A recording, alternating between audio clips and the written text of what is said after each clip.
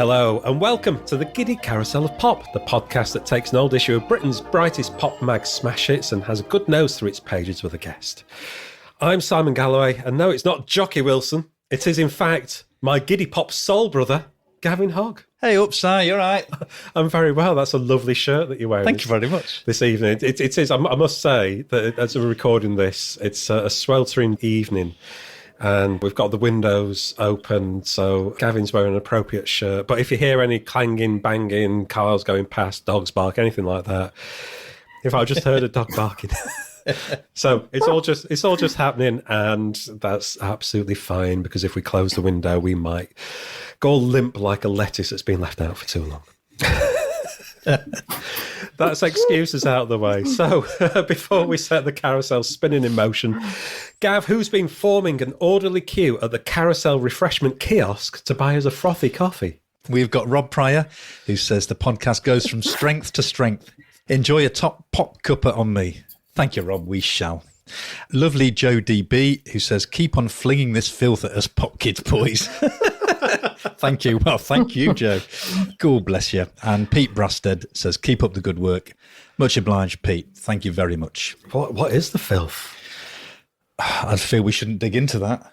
No. I don't know. Let's just leave that there. Best and move not. on. It's interesting how people interpret things in different ways. I've got a couple more pop kids actually to add to that list. MJ Brown says, thanks for the continued great work. Really appreciate it. And Gordy Boy says, amazed to hear the Higsons featured in the Toya issue. I was at UEA then and hoping my student indie band could hitch the coattails of Switch and the likes of Screen 3 and the Farmer Boys. I've got a fair idea who did steal those bongos. It wasn't me. Keep up the fine work. Anyway, thank you all. And if you want to support us, you too can do the same. It's very simple. And it can be just a one-off thing, or you can buy us as many coffees as you like, as often as you like. It's up to you. Just go to ko-fi.com/giddypoppod. That's ko-fi.com/giddypoppod. And chuck us a few quid to help keep the carousel spinning. So, Gav, what's occurring in the land of the carousel? Well, you may ask, Si. We've spun forward another 6 months from our last episode, and we've pitched up on a car park next to BBC Television Centre at the tail end of 1982. Unfortunately, there's a problem with Mr. Jenkins' music box, which plays as the carousel spins. I myself am only capable of a few rudimentary chords on the guitar, none of which would make a suitable accompaniment to the fairground experience. And you, Si, although you're a more accomplished musician, you're otherwise occupied busily sweeping up the sweetie wrappers recently left by Toya and Adamant. Yeah, take it home with your little hands. I know, they're terrible, aren't they? And so Mr. Jenkins hatches a plan B. Through a gap in the door at TV Centre, he hears a bunch of musicians playing some raucous and delightful Celtic soul. After the band have finished their performance, he sidles up to the violin player. He offers her a fiver, a baby sham, a bag of dry roasted peanuts or pork scratchings. She can't have both, he was very clear about that. And a free ride on the carousel if she'll play her bewitching melodies for half an hour. At first she says, gee, no. But then she changes her mind and accepts his offer. And when the 30 minutes is up, she walks over to us and demands her prize. Mr. Jenkins shrugs and says, by way of explanation, this is what she's like. Who are we to turn her down? For our music box replacement, done we, is Helen O'Hara from Dexys Midnight Runners, and we are indeed honoured to welcome her aboard our humble merry-go-round. Welcome, Helen. How are you? Hello. Very, very well, thanks. And I'm really pleased to be invited on the show. Thank you. Well, thank you for playing as a carousel span for the last half hour. Now it's your turn to take a ride. Which horse would you like to sit on? Can you describe what kind of horse you would go for on a carousel? I would go for a bright pink horse with a long tail. Oh, delightful. And a smiling face. But I have to say, I wouldn't have accepted the pork scratchings because I'm a vegetarian, and I've always been a vegetarian. Well, since 1982. So just mentioning that now. No, that's fine. It would have been an easy, easy decision. You're on the dry roasted peanuts there. Absolutely. Yeah. Good. Glad to hear it. Fellow veggies here as well. So you've chosen your horse, pink one with a long mane. In time-honoured fashion, the carousel will start spinning upon the truthful answering of this question, Helen. Have you ever been sick in a gumboot? No. I haven't. No. You get But I did feel sick on a carousel once when Dexys were doing a recording in Europe somewhere, and we were asked to sit on a carousel in the studio on a horse, I believe. And I had to ask for it to stop, to get off every so often, because I really, playing the violin and going round and round, it just, it wasn't good. So I had to be excused a couple of times. Otherwise, I might have been sick. Wow. So, imagine if there'd been a gumboot present and you'd have been sick in a gumboot on a carousel. Well, I mean, worlds would have collided. I know. It'd been amazing. But that's a truthful answer. So I'll press the start button on the carousel. We're off. I mean, I do like how you gave that some serious consideration before you answered it. That was quite impressive. So, the carousel has spun us back to the smash hits of December the 9th to the 22nd, 1982, a mere 40p. And if you want to read along with us, you can do just that, thanks to the Like Punk Never Happened and Smash Hits Remembered websites. You'll find the links of the scans of this issue in the episode show notes, along with Spotify and YouTube playlists that include pretty much all the songs and artists featured in this issue of Hits. And as ever, you'll find these links on our website, giddypoppod.home.blog, and we'll post them on Twitter and Facebook as well. Just search for the Giddy Carousel of Pop or at Giddy Pop Pod. So, Helen, December 1982, take us back. I mean, it had been quite a year for you. Well, it had been an amazing year. I'd finished 4 years at college. I'd recorded Touraye alongside Dexys, in my last year. And then Come on Eileen became number one, and everything changed incredibly.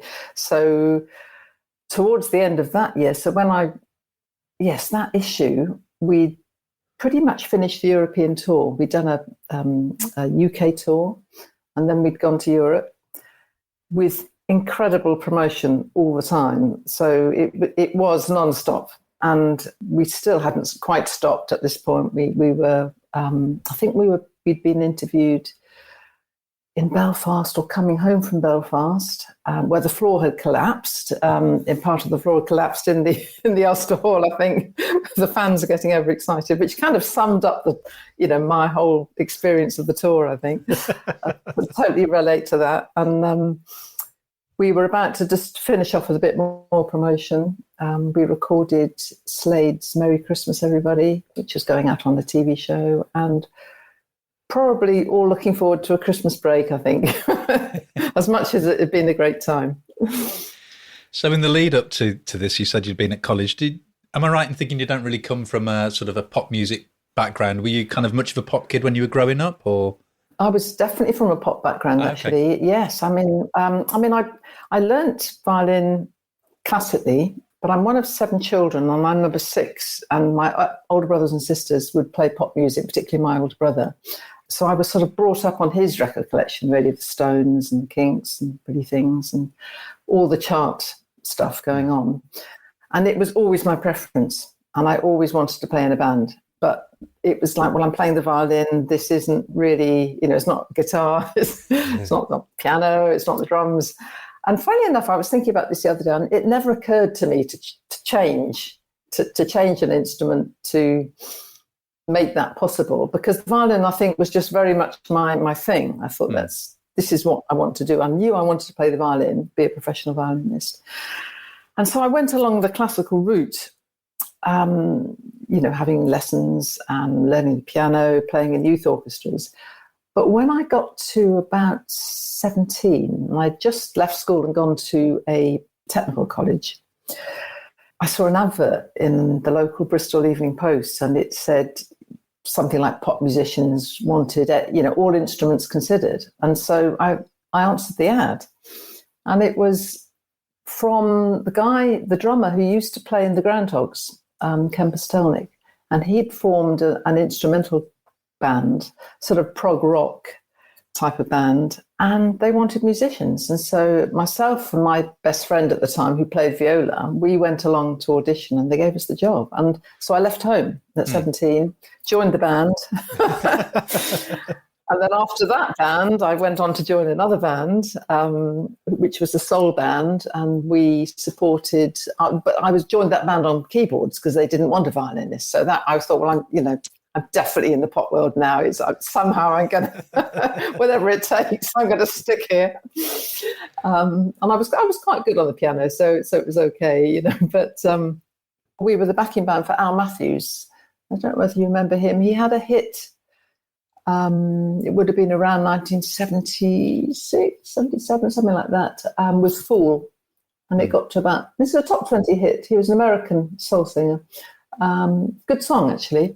And we were his backing band. And when we came back, we then just, as you do, morphed into a new wave band because punk was happening and suddenly became a punk band. And I got my violin out there, kind of fitted as well as the piano. So that was how I sort of got into pop music. But then we were quite successful, but we didn't have we weren't signed to any record companies. We won a competition with the BBC, actually, a sort of battle of the bands. And we made a single for the BBC, but nobody signed us. And we sort of had got as far as we could. And it was at this point that somebody suggested, well, why don't you go to music college? I was at a bit of a dead end. And I thought, well, you know what? That actually it's a positive thing. It sounds really, really good. I need to improve my fiddle playing. I auditioned. I got into Birmingham School of Music, and that's where I went for 4 years. But then I decided, because my heart had always been in pop, I'd cut myself off from pop music completely, and I didn't listen to anything at all, because it was like the devil tempting me otherwise. And I just worked as hard as I could all through college, and started to audition for orchestras. And in fact, I got a job with the Bilbao Symphony Orchestra in Spain in my 4th year, and I actually signed the contract. And so when I'd started working with Dexys, this was a real conflict, because Dexys at this point, prior to Come and Eileen being successful, were absolutely broke. They were it was sort of last chance saloon, really, with the record company. And it didn't look like a particularly stable or a good offer, but it was an amazing band to me. I just thought this band is just everything I've dreamed of. The violin works in it. It's got this amazing group of musicians, an incredible leader. I never really had any doubt, actually, that it wouldn't work. And so I actually turned the contract down in the end with the orchestra, because I couldn't think how it wouldn't work, if you know what I mean. I mean, it was, and then, of course, Eileen became number one. So, so it worked out all right, really, didn't it? You kind of did, really. But I've always been proud of myself, in a way, I think, that I joined the band and I believed in the band, even though it might not have worked out. But it did work out, if you see what I mean.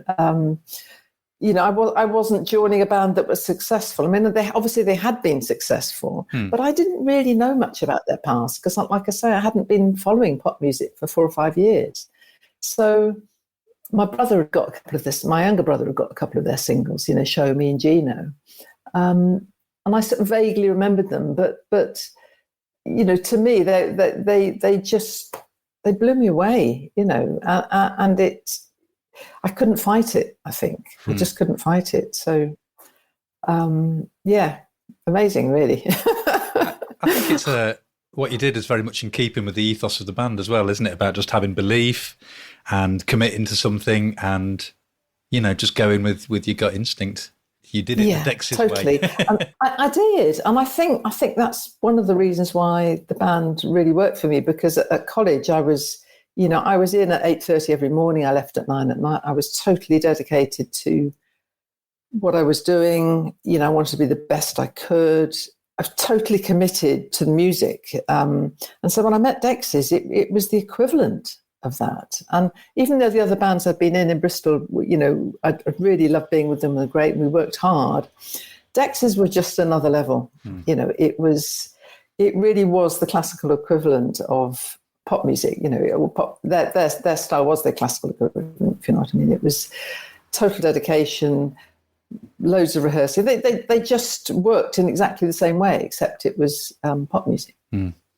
When did you first encounter Smash Hits? Had you been a reader before you joined Dexys at all? Or I guess you probably didn't if you were kind of eschewing the world of pop at that time. That's right. No, I didn't know Smash Hits really until I joined Dexys. And then pretty much, so I joined Dexys after I'd left college and a few weeks before Eileen started to get into the charts. So that was the sort of timescale. And it was only once we started touring and people were buying magazines and The NME and The Melody Maker, and would have been Smash Hits as well, and anything like that. I would have got to have known it then. But no, I didn't know about it before. But it stuck out, because Smash Hits, because it was colourful and bright and positive and fun. And I mean, I can't remember what Dex's take was on it, to be honest, but I think we probably would have liked it, because it was always like, good pictures, I always thought that was really important for a start. But Kevin had changed, from what I can gather, in his. Obviously, I didn't know him before, but he was embracing the success at the time, and so he, maybe in the years before, he might not have done a Smash Hit interview or something. I don't know, but. He was up for it, and yeah, I mean, I thought it was great. I mean, it's kind of tongue in cheek a bit, wasn't it? And everything, but that was part of its charm. And it was a relief not to have everything too serious all the time. And were you listening to much of the pop music that would have been covered in Smash Hits by then? By the time you were in Dexys and part of the pop world. Were you listening to your contemporaries, or? Well, I was thinking about that recently, and we didn't really have much of a chance, to be honest, because at the time I was pretty broke. Even starting out with Dexys, I was put on a wage, but it wasn't like I'd was earning much money, because Dexys didn't, at that point, still didn't have much money. It hadn't come in, and I hadn't written any of the songs anyway. And so I was still living like a student. I was still living in my student flat, and I'd had enough money to buy a radio. So I bought a radio, so I'd have probably had the radio on. I just about had enough money, I think, a few weeks later to buy a small portable black and white TV with an indoor aerial, Oh, yeah, I remember that. But we wouldn't have had much time to listen to music, to be honest, because when you're on tour, it's not like now where you can hear everything through technology. You wouldn't have been able to hear anything on the tour bus. And so it was really only through sort of going to radio stations or playing on Top of the Pops or something like that I would have heard things. So when I was looking through the magazine, I was thinking, I don't know a lot of these songs. It's quite interesting, really. And Siobhan from Bananarama caught my eye. Her top 10, because Siobhan was a friend of Kevin's, and Siobhan's sister was Marie, who played Eileen in the video. Oh, right. In Come On Eileen video. Yeah. And Pete Barrett, who did the all the artwork for Dexys, the graphic designer, he was a friend of theirs too. So they were a sort of friendship group, So I was looking at Siobhan's top 10, and I just thought, gosh, it was really good. I loved all her choices of music. And that's the sort of difference. So somebody like her was currently up to date and knew all the past music and everything. And I was like this new girl to pop music, but I had got a background in it. But a big gap as well. A big gap, and really very much based on my brother's records, which were very much, I was really very much into the Rolling Stones and current pop music. And then the music that the bands, when I was 17 to 21, listening to, which were, things like Mahavishnu Orchestra and, Captain Beefheart and Frank Zappa, all this sort of stuff, not chart stuff, No. And we would never have watched Top of the Pops then, oh no, it'd been the old grey whistle test, So I did have a massive gap. And funny enough, this still makes me laugh, but I think it might have been the first rehearsal I went to with Dexys, after we'd rehearsed some songs, this is before I'd found the other two fiddle players for Kevin. He came over to me and he said, well, what music do you like listening to? And I knew he didn't mean like Beethoven or Mozart, so, and I just couldn't think of anything because I didn't know anything. And all I could think of was that my flatmate had been playing David Bowie recently. And I did used to be a fan of David Bowie. So I said, David Bowie, and Kevin didn't say anything. He just deadpan silence. And I didn't know whether it was good to have said it or not, and I still don't know, actually. I must ask him. But that's what it was like. I was actually really worried about saying anything because I desperately wanted to be in the band. I suddenly found this dream band, and I just sensed that, saying the wrong thing, I might not get the job. But of course, it didn't matter at all. Wearing your Marley Vishnu Orchestra T-shirt might get you kicked out. Always a worry, isn't it? It might have done if I'd said that. Yeah, exactly. I know what the right answers would have been now, but, that's a bit late.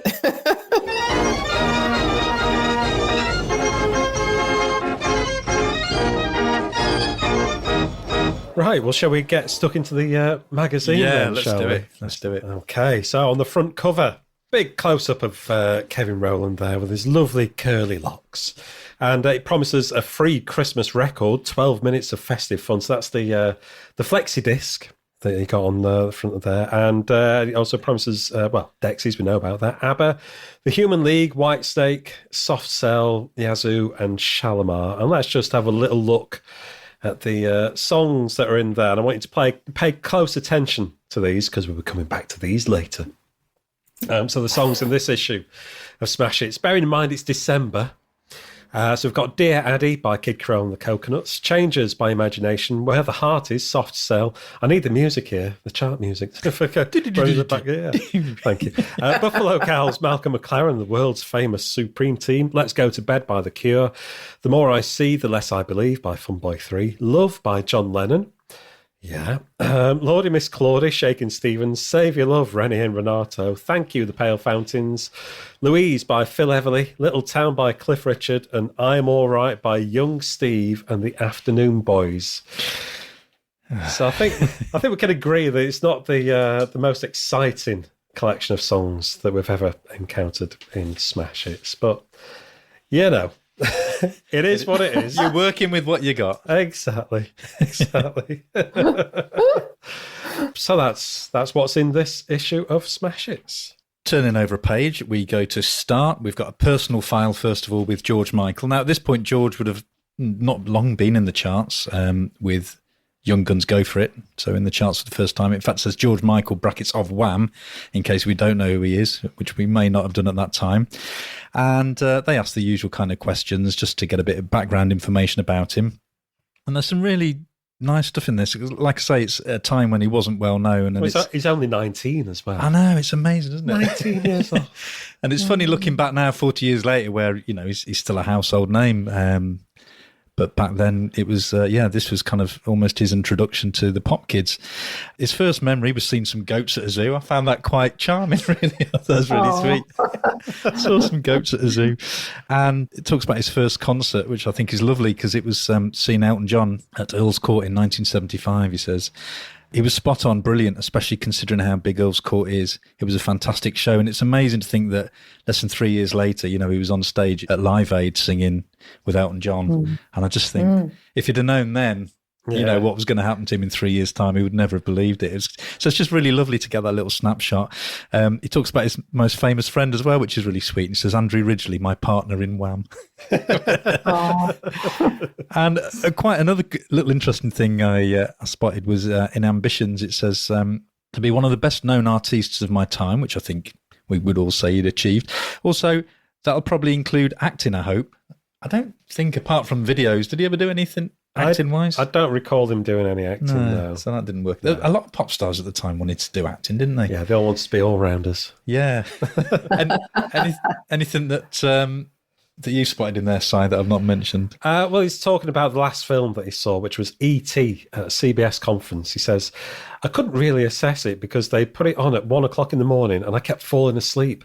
I didn't think that much of what I saw. It seemed like a real kids' film to me. Andrew liked it, though.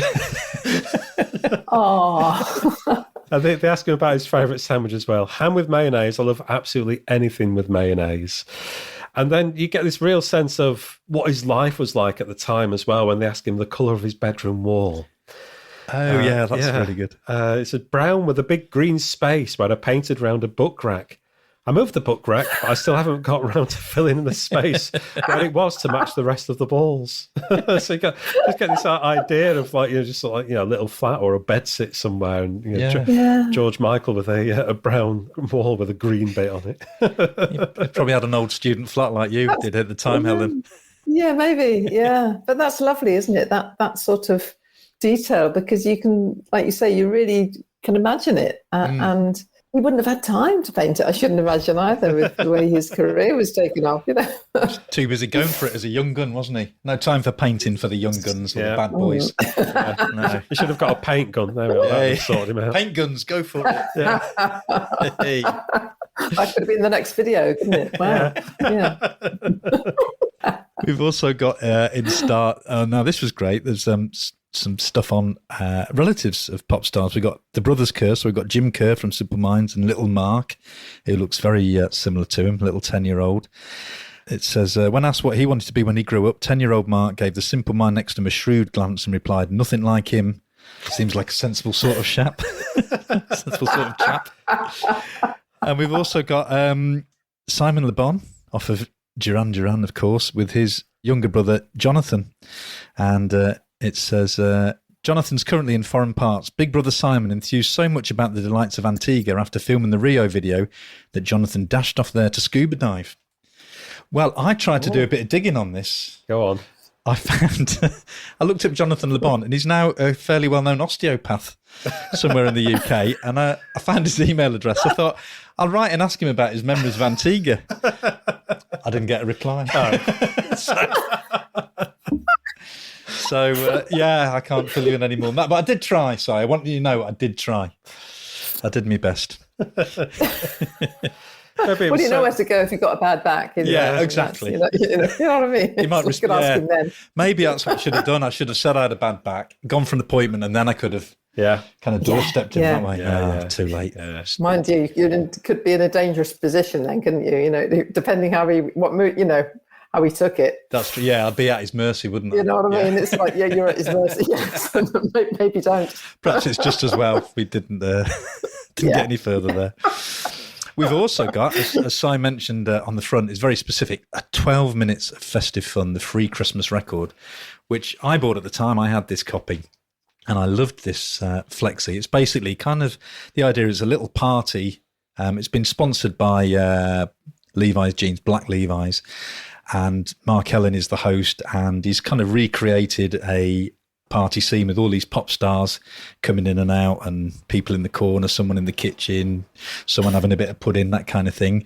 And we thought we'd ask Mark to give us a bit more information about how the whole thing was put together.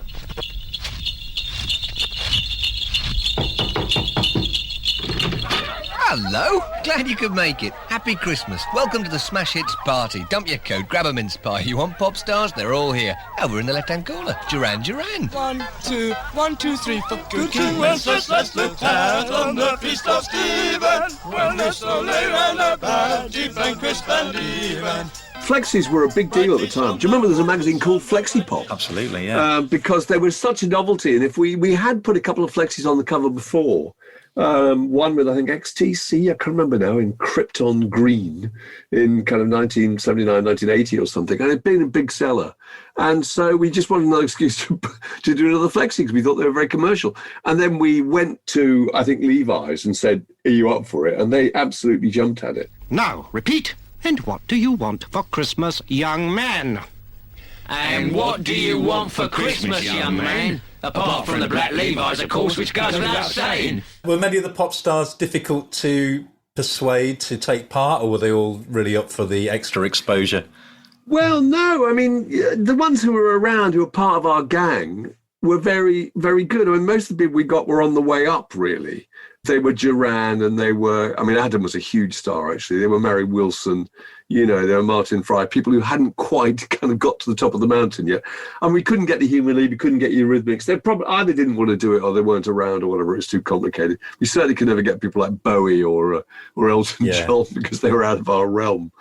But no, I thought they were a pretty good lineup, really. I had a little listen to it just a couple of minutes ago. It just reminded me of various things. I basically got a UA recorder, a reel-to-reel, and raced around town, tracking down everybody I could. And I think it was done in about a week, actually. So it was pretty phenomenal, if you think about it. And also think about the fact this was analog. Yeah. Now it'd be very straightforward. Wherever they were around the world, they'd just do your recording and they'd email it to you. But then I had to physically go to them with a machine and a microphone.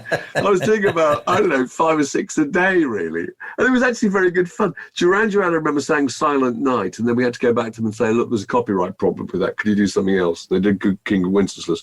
Adam Ant was very funny, I thought. Incredible. Yeah, The thing about the bear trap and the Tweet's greatest hits.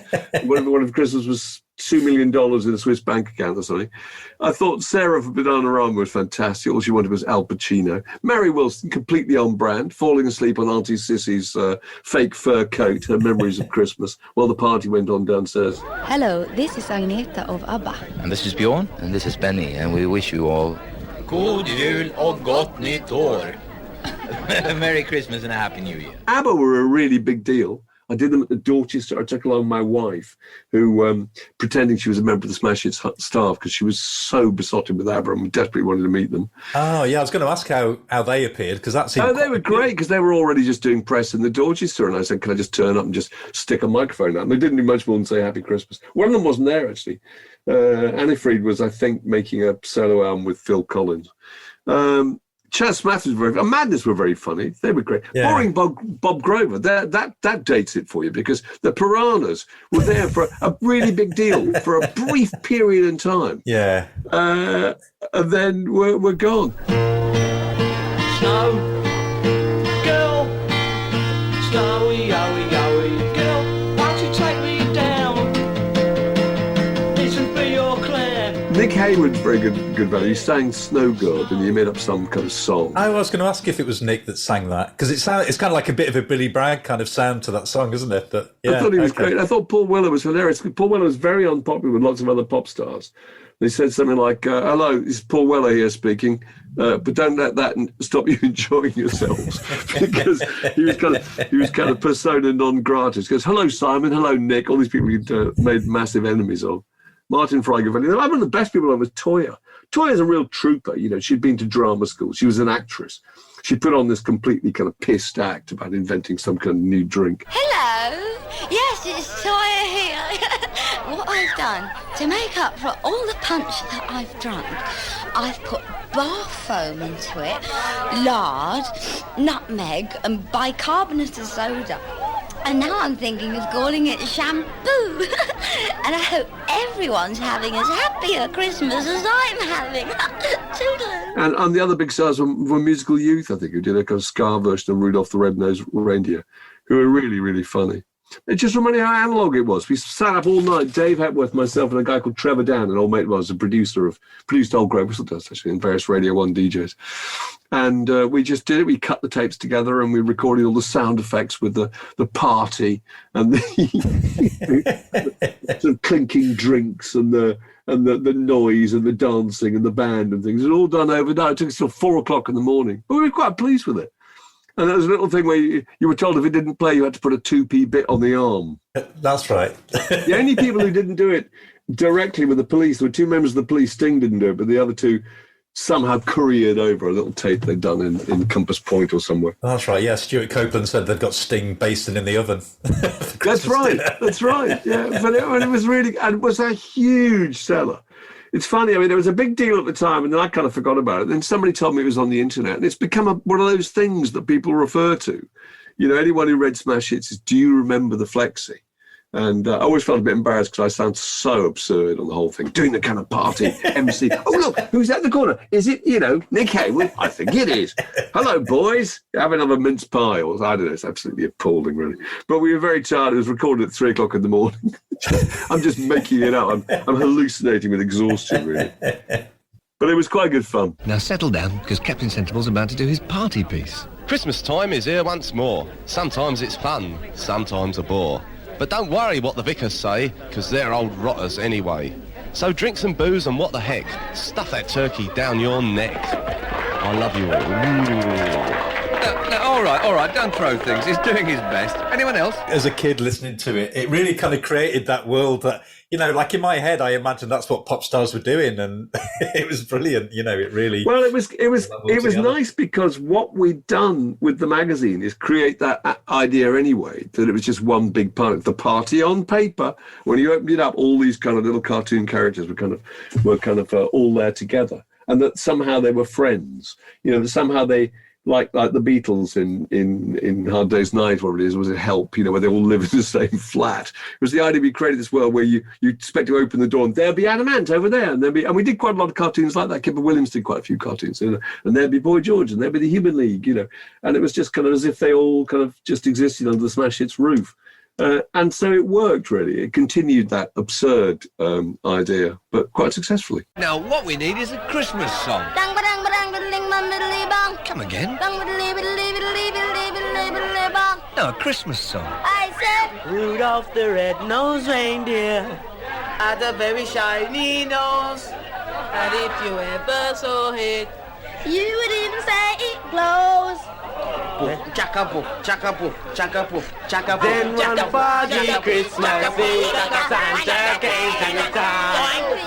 Rudolph with your nose so bright, won't you guide our sleigh tonight? Then all the reindeer loved them, and they shouted out, gee whiz! Rudolph the red-nosed reindeer, you will hear this story. Merry Christmas! Yeah, for musical youth and all its smash hits. Merry Christmas, everyone. Thank you to Mark Ellen for sharing his memories of Christmas past. And now we get to the first proper feature of the magazine, Worlds Apart, a feature on Yazoo. Alf and Vince probably wouldn't be friends if we weren't working together. They often don't meet up until just before going on stage. Dave Rimmer finds out what makes the odd couple tick. And I think Dave speaks to them separately, and the piece is called Worlds Apart. He calls them the odd couple, and I think the whole feature really emphasises that aspect of the band and that they're a musical combo and nothing more than that outside of it. And Alison Moyet kind of really dominates the piece, but I'll just read the opening here. So Dave's obviously asked them some questions, and they're bouncing answers off each other. So Alf, so remember Alison Moyet was called Alf at this point. Entertainment, Vince. Post-futurism, Alf. Dress sense, Vince. Good looks. Sat next to each other on a couch in a pokey Top of the Pops dressing room, the two who make Yazoo are inventing explanations for their popularity and falling about laughing in the process. Your reporter suggests that apart from the fact that they make undeniably excellent pop records, much has to do with the contrast between them. Alf, who simply sees the coupling of her bluesy vocals with Vince's sequenced electronics as very logical, replies, I think it's strange that people think we're a strange combination. As far as we see it, a synthesizer is just another instrument. I'm just another singer. We're a vocalist and an instrumentalist like any other group. But things are never that simple, are they? The contrasts in their musical inclinations aside, on stage, in photographs, on record, and through interviews, Alf and Vince project two very different personalities, and you can't help chuckling at Vince's cheek in replying to the advert for rootsy blues musicians, from which Yazoo first sprang, just as you can't help enjoying the joyous roughness of Alf's voice next to the digital precision of Vince's computers. Well, I thought that was quite well written, actually, because I thought they looked great. They did contrast with each other, and Alf was, she was just being herself, and that's what I liked about her. She wasn't the stereotypical sort of slim, obviously pretty young woman. But she had this huge presence and a great look, and they both look great together. and she's got a great voice. And something I didn't know when I found out that her dad was French. Hence Moye, and her other name was Genevieve or something like that. A beautiful French name, Genevieve, I think. And I just thought, gosh, if I had a name like that, that's what I'd use, not Alf, But so yeah, she had a French dad and an English mum, and just thought that was really interesting. And I didn't know much about her at the time, but I just liked her because she was different, and I thought they were doing something a bit different because of her bluesy, kind of rootsy voice, contrasting with the synth, and the fact that she was very present, obviously because she was the singer. But what was his name again? Vince, wasn't it? Vince, yeah. the synth player. The other fella. He was the other fella. Yeah. he was a bit like the Pet Shop Boys guy, the one who plays the synth. He doesn't really say anything, but they've got a very strong presence. I thought they were good. I liked it. I thought it was quite brave, really, and quite honest for them to admit that they're not friends at all. It's quite unusual, isn't it? Because normally bands will, even if there isn't really a lot of camaraderie between them, they'll just kind of say that. She says at one point, "I don't really know him. We get on fine, but that doesn't warrant an out-of-work relationship." And it's kind of a theme that comes up in some of the other interviews in the issue. I also like learning a lot about Alison's pre-Yazoo life in bands. I'd love to have seen the band she was in. She was in a band called the Vandals, and then my favourite one is the Screaming Abdabs. They sound great. Obviously, we know that Vince used to be in Depeche Mode, and he talks about recently going to see them at Hammersmith Odeon and enjoyed it, because I guess after he'd initially left, he probably wouldn't have wanted to see them for a little while. But I suppose by that point, both bands were, Yazoo and Depeche Mode were doing well and both riding the Giddy Carousel of Pop. So I guess there was no one-upmanship or anything like that going on. And my absolute favourite bit in it all, it's just a tiny moment, but it really made me laugh. Dave Rimmer, who's done the interview, was talking to Vince, and it says, "I asked Vince how he relaxes, and he tells me he watches television.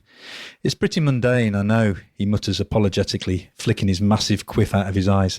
"I can't see otherwise." And I've just got this great image of Vince watching telly with this big flop of hair like Phil Oakey's, and he's allowed to keep flicking it out. Yeah, so I can watch Tomorrow's World. Yeah.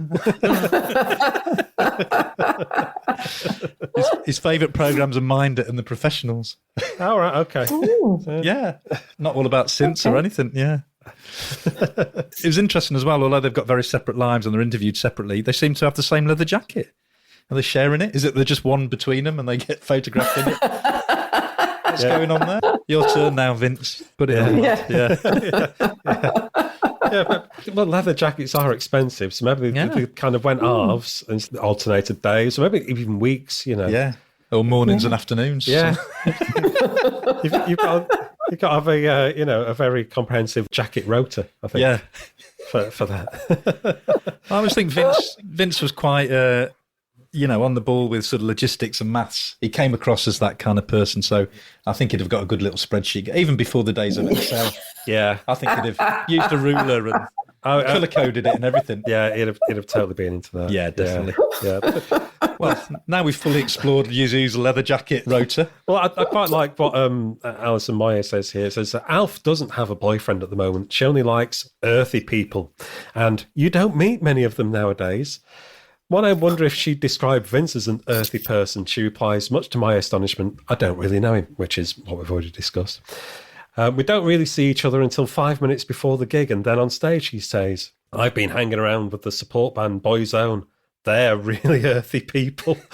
That's not Boyzone, the no, not the 1990s boy band, No. but Boys Own, as in two words, separate words there. So I think what's earthy? Yeah, do you think it that's involves a unusual. leather jacket, mucky fingernails? I don't know. Yeah, working the allotment. That's true. You'd normally think of farmers, wouldn't you? Yeah. A farmer.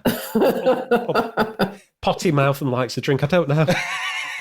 I don't know what Alison Moyer's version of earthy is. We need to get her on the podcast and find out the facts about the leather jacket and what exactly an earthy person is. Yeah. And why she doesn't use Genevieve. We've got lots of questions for her already. More questions than answers there.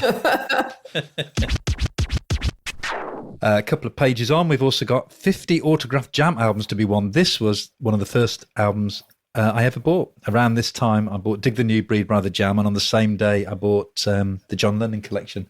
They were the first 2 albums I ever bought. Still got a very, very soft spot for Dig the New Breed. It's great. I got into them just as they were splitting up, which was unfortunate, but there we go. And after that, we moved to Shalamar. Jeffrey gets most of the picture. All 3 of them are in the picture, but Jeffrey's got the lion's share of the page, and then small insets of Howard and Jody.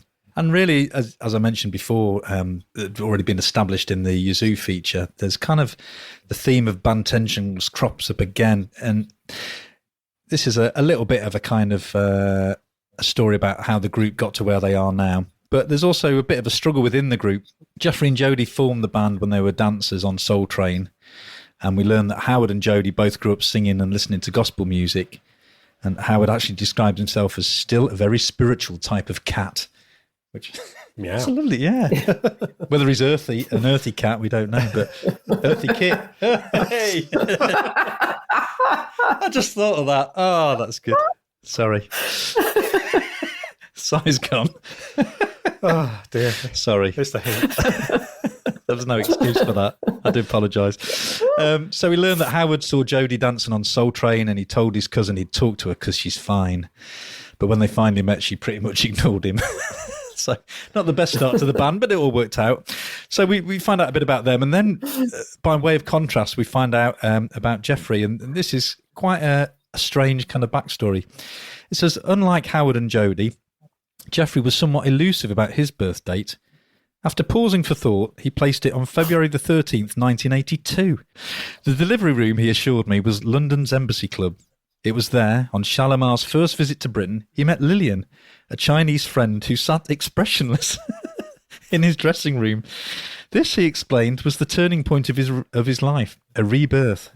Immediately, the figure you'll find on the sleeve of Friends, wild afro, leopard skin jacket and heavy metal guitar hero pose, gave way to a new Jeffrey Daniel. A swift tour of London's clothes shops and, on Lillian's advice, a visit to hairdresser Raymond Bird followed. That's a great name for a hairdresser, isn't it? Raymond Bird. By the time, with an E on the Raymond? Or no, that's just the way I said it. It's probably Raymond, Okay. but Raymond sounded a bit more ooh la la. You know? More hairdresser-like. Yeah, definitely more hairdresser-like. Yeah. By the time of that pivotal appearance on Top of the Pops, he'd moved so far away from the visual stereotype of the black American artist that I, for one, briefly assumed he was actually British, an error which he not only accepts but even welcomes. So it feels like Jeffrey's kind of really falling in love with the music and the fashions of the UK. And there's no sense really of particular tensions within the band, but it does feel like they're coming from very kind of separate places. I don't know if either of you kind of picked up on anything there.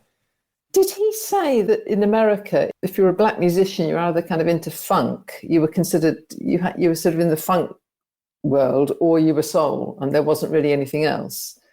And this was why he liked coming to Britain. And he says the black artist in the States is forced into one of two positions. Either you're a funkster and you wear those tight spandex suits, or you're a soul act and you wear those old-fashioned suits. But he was on a unicycle at one point. Did he say that as well? Yeah. I mean, he's an interesting guy. Yeah, it does mention something about a unicycle somewhere. As well.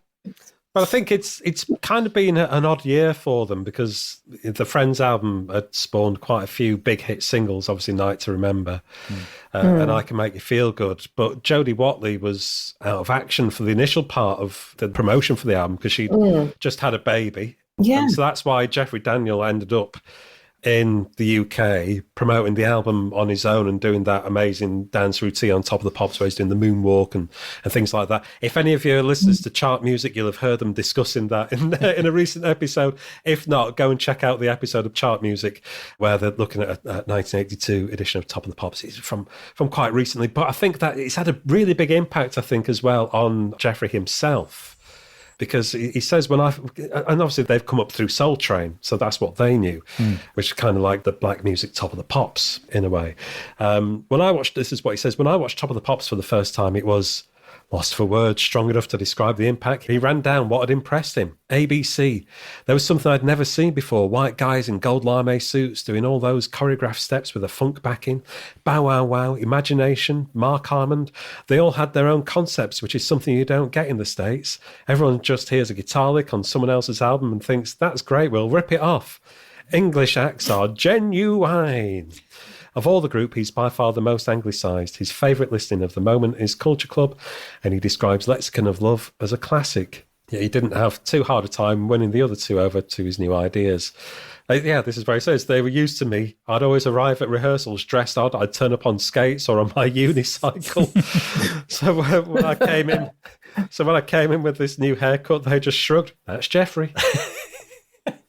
What an entrance. Yeah. Coming in on a unicycle. I wish I'd thought of that. Yeah. Imagine turning up to Dexys' first rehearsal on a unicycle. That would have been amazing.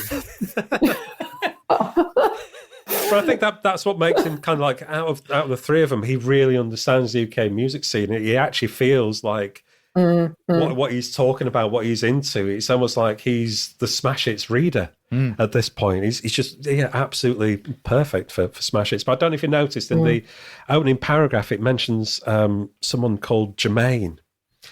Oh, yes. And it says, backing singer Jermaine, whose dancing was such a feature of Shalamar's first UK show at London's The Venue earlier this year, uses Jodie's bathroom to get ready for the show.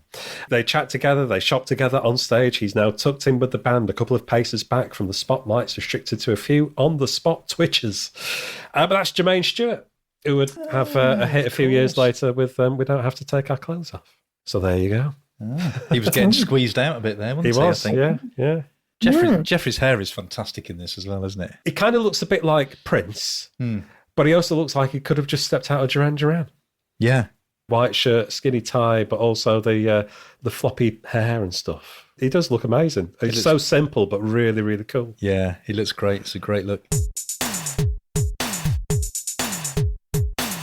We move on. Let's see. What's just the next page?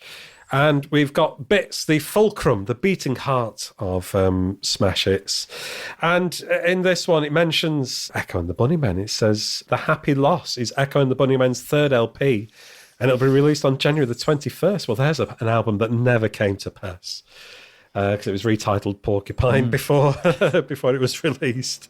Malcolm McLaren's underneath that. Obviously, Buffalo Gals is riding high in the charts at the time that this issue comes out. The lyrics are in the magazine as well. And they have a little chat with Malcolm. It's the soundtrack of... I won't do the accent. We'll leave that to the actor who's in the Pistols thing on Disney+. It's the soundtrack of the whole adventure of my journey all over the world, looking for magic and the origins of rock and roll. This is how Malcolm McLaren, once manager of both the Sex Pistols and Bow Wow Wow, describes his forthcoming LP and his current single, Buffalo Gals. It's the latest advance in his ever-changing vision of what current music technology should be. Records have become out of date, he says. Cassettes were fun, as by editing them, people could become their own DJs. But his new technique is enticingly simple. Called scratching, it's based on the hip New York street activity of playing bits of records backwards or forwards, then recording them over a drum machine and yodeling over the top. In other words, using records as instruments. This gets rid of the idea that to make a record you have to go out and buy a synthesizer or a guitar. It also means you're reconstructing music out of old debris. It's like getting all your brother's records out of the attic and picking out all the best bits. It's all about realising you can put those favourite bits together and make a record just out of old debris. Rather ecological, really. And I felt that was just a little bit misleading, and it almost makes it sound like Malcolm's invented scratching on that one, which is probably what he wants you to think anyway. And I don't remember many scratching records or hip-hop records with yodeling on. No, I mean, possibly. I'm sure there's been novelty. Frank Highfield might have done one in 1984. Yeah. There's a reference for the teenagers. Yeah, Frank Highfield or Carl Denver. Across the page, Siobhan's My Top 10 that Helen's already mentioned. We'll just run through the tracks that she's picked out. Number one is possibly one of my favourite songs ever. Isley Brothers, Tell Me It's Just a Rumour, Baby, which I knew because around this time, and I've probably mentioned it on the pod before, but my two oldest brothers were, well, much older than me, and going to Wigan Casino and Northern Soul all-nighters every weekend. I mean, Wigan Casino had come to an end by 1982, but this was one of the records that they would play around the house, and just absolutely loved it. I didn't know it before. I just fell in love with it straight away. It's beautiful. Can you believe it? It was one that they kind of recorded and discarded, and it kind of turned up in the early 70s on a compilation, and then got picked up by the Northern Soul scene and quite rightly put out as a single by itself. But Siobhan says, foot stomping music at its best. It reminds me of the days when the boys showed off their backflips as the girls watched in awe. We couldn't exactly do that in skirts. Number 2, she's got Parliament P-Funk. That's the law around here. You got to wear your sunglasses too right. An unwritten law at the Water Splash London Colney, my local disco. Number 3, another soul tune, another Motown tune actually, the Marvelettes, When You're Young and in Love, a favourite slow number at our local pub disco. Number 4, Aretha Franklin, Don't Play That Song. When I first heard this on the radio, it was then I decided I wanted to be a singer. Number 5, little change in direction on this one. Sex Pistols, Pretty Vacant. When my mate Pete came round with his copy of the Pistols' Anarchy in the UK, it was ages before I could make out any sort of tune, but at least it was exciting. Pretty Vacant, however, has to be my favourite. Now, she may have struggled making out a tune on Anarchy in the UK, but when Pretty Vacant came out and I was 4 years old, I had trouble making out the lyrics. Right. I thought they were singing Pretty Bacon. You're so pretty, oh so pretty bacon. Pretty Bacon. Pretty bacon. At 4 years old, I wouldn't have known what vacant was. But, No, that's fair. Oh, exactly. Bacon was in my realm of experience. Number 6, Joan Baez, The Night They Drove Old Dixie Down. Me and my dad used to sing along to this on the car radio. Number 7, The Wolf Tones, James Connolly. Never fails to stir up my patriotic fervour. Beautiful tune, angry lyrics. 8, Dolly Parton, Dover, a sad tale with a lovely voice to go with it. I love songs that tell a good story. Number 9, Shalamar, Night to Remember, my fave single by them. And number 10, Smokey Robinson, Being With You. Sez and Kez, Sarah and Karen, used to laugh at me when this came on. Apparently I used to sway to it with that faraway look in my eye. Nice choices, aren't they? Yes, good. Really good choices. Yeah, some good stuff there. Yeah. And then at the bottom of this page, it's a rather eventful bits, this one. Caption, Teardrops Explode. We were one of the first alternative groups who wanted to be big and well produced, but after a while that became such a norm that I felt it backfired on us. There was nothing more we could do. Julian Cope's on the phone, laying an official wreath on the Teardrop Explodes. Hardy members Dave Balfe, Gary Dwyer and Cope decided that enough was enough after their recent low-key British tour. And if you've ever read Head On, you'll know that tour was an absolute disaster. We tried to take the show as far away from what we used to do, says Julian, but it didn't work. Events became so weird that at the Manchester concert, Julian was reduced to taking off his clothes and chucking equipment off the stage. I'm a loose performer, basically, because I'm not that together. I felt I'd lost control over that gig. The stage monitors had gone off and we couldn't hear anything we were playing. I got to the point where there was nothing more I could do. Denuding yourself in front of 1,000 people is basically saying, this is as far as I can go. He's not wrong. Yeah, it's one way of saying it, isn't it? Yeah. Future plans include a retrospective Teardrop album, 2 solo singles and a solo LP. Julian will probably work again with Gary, who's also starting the Dumbfounding 2 with, you've guessed it, Dave Balfe. Helen, have any gigs ever gone so badly that you've been tempted just to think, I'm chucking me violin in the taking my clothes off. letting down my hair and taking a few things off? Nothing's gone that badly. But interesting with Julian Cope is that after Seb, the drummer from Dexys, Seb Shelton, when he left, he went on to manage Julian Cope. Ah. Yeah, I think it was quite an experience, I think. And, but another link is that I'm playing in Tim Burgess's band at the moment, his solo band project, and the keyboard player, the synth player, Thipal Sandra, that's his sort of stage name. he worked for Julian Cope as well. Yeah. Interesting guy to work with by the sound of it. I can imagine, yeah. Yeah, I've met Julian Cope a couple of times. Oh, okay. Hello, Chris, by the way, if you're listening. It's my friend Chris. Is good friends with Julian. Has done a lot of work with him over the years. So, yeah, went to see Julian play in Manchester. Must be about... I was going to say 6 years ago, but I'm at the wrong end of the decade there. So 16 years ago. Oh, okay. Yeah, get my maths right. So a very cold night in Manchester. And it was when Julian was doing his power trio type thing. So got Doggan from Spiritualized on guitar with him. Julian was playing bass, and they got a drummer as well. And so after the show, Chris said, let's go backstage and say hello to Julian. I had to wait outside the dressing room door, because at the end of the gig, they'd done Reynard the Fox, and Julian had done that thing where he gets the microphone stand and starts, cutting into his chest and things. So he's got, gaping holes in his chest and blood running down him with leather waistcoat over the top of it. So we were waiting for him to just kind of clean himself up a bit, a bit of Dettol on some cotton wool or something like that. So it's just waiting. And then the door opened a bit, and Julian Cope, his face appeared. Bear in mind, it's February, and it's like midnight on a Friday night, something like that. He's wearing sunglasses, and I think it's a military hat that he wears, but I mean, he looks a bit like Blakey from On the Buses. So this face kind of appears at the crack in the door, and then he opens it a bit wider, and Chris says, "Oh, Julian, this is my friend Simon. Simon, this is Julian." And Julian just kind of looked at me, and I think he was looking at me. He got sunglasses on, but he pressed his nose right up to mine, and he just went, "So, did you enjoy the show?" And I was like, "Oh my God, I've got Julian's face pressed against my face." And because he'd been going on about his power trio and the power of rock and all this sort of thing, I was like, "Yeah, it was rocking."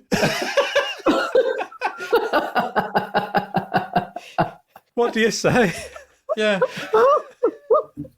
That's quite an intimidating thing for Julian to do to you there. Yeah. The last time I saw him, he was wearing tights and eating pizza, which is more normal, I think. Yeah. Wow. God bless him. We need characters like that in rock and roll, don't we? We do. Of course we do. Of course we do. And Smash Hits, loved Julian Cope and the Teardrop Explodes in these early years, which is why, they kind of, this is reported in the magazine. On the next page, it talks about the haunting piano music that accompanies David Sylvian on Japan's Night Porter single. Owes a lot to the turn-of-the-century French composer Eric Satie. I think that's the first time I can remember Satie being name-dropped in Smash Hits. Possibly the only time. Possibly the only time. And I've never made that connection. But when I've read that, I'm like, of course. Yeah. I've actually been I've been a little bit obsessed with that song recently, so I've been listening to it rather a lot. Yeah, when it's come up on the playlist, every time I'm like, oh, this is really gorgeous. Actually, yeah. And great to see the Pale Fountains in there. Yes. Obviously, interesting to see a very young Michael Head or Mick Head in there later of what was it, the Shack? That's it. Shack, yeah. Yes. And various other things. A Liverpool legend. So yeah, really nice to see them in there, like 12 years old or something like that.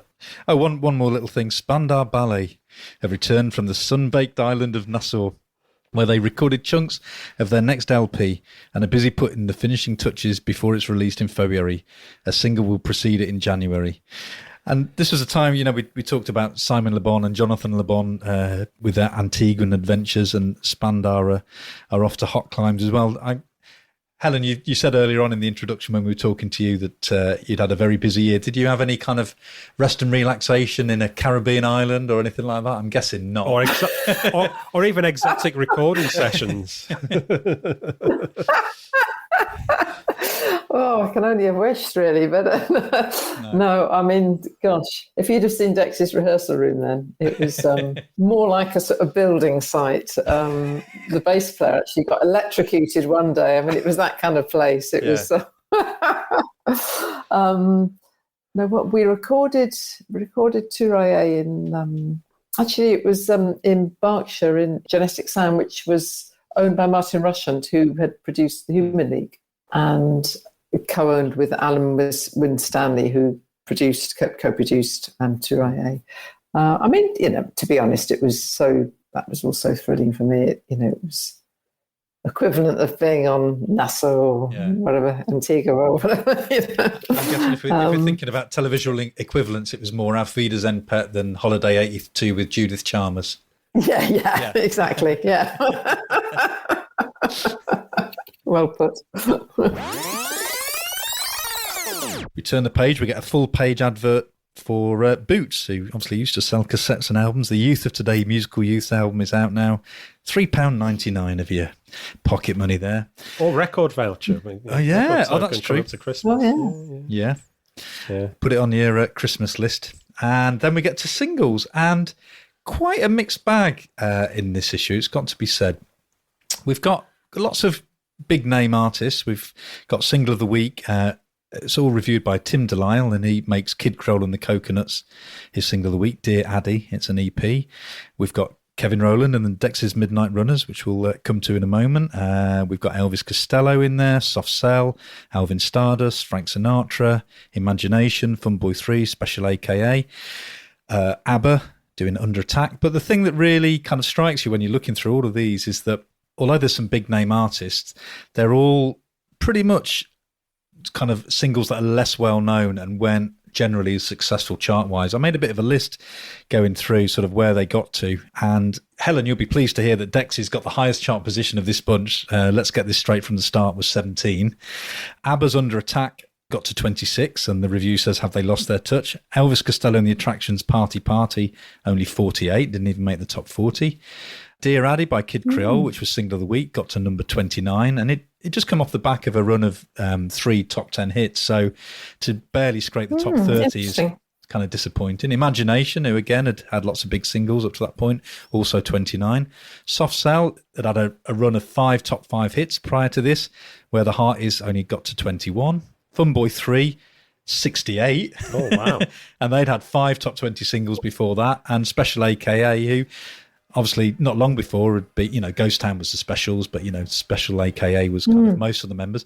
Number 84, barely the top 100. So it's kind of, like I say, it's unusual in that there's a lot of well-known acts, but not so many well-known singles.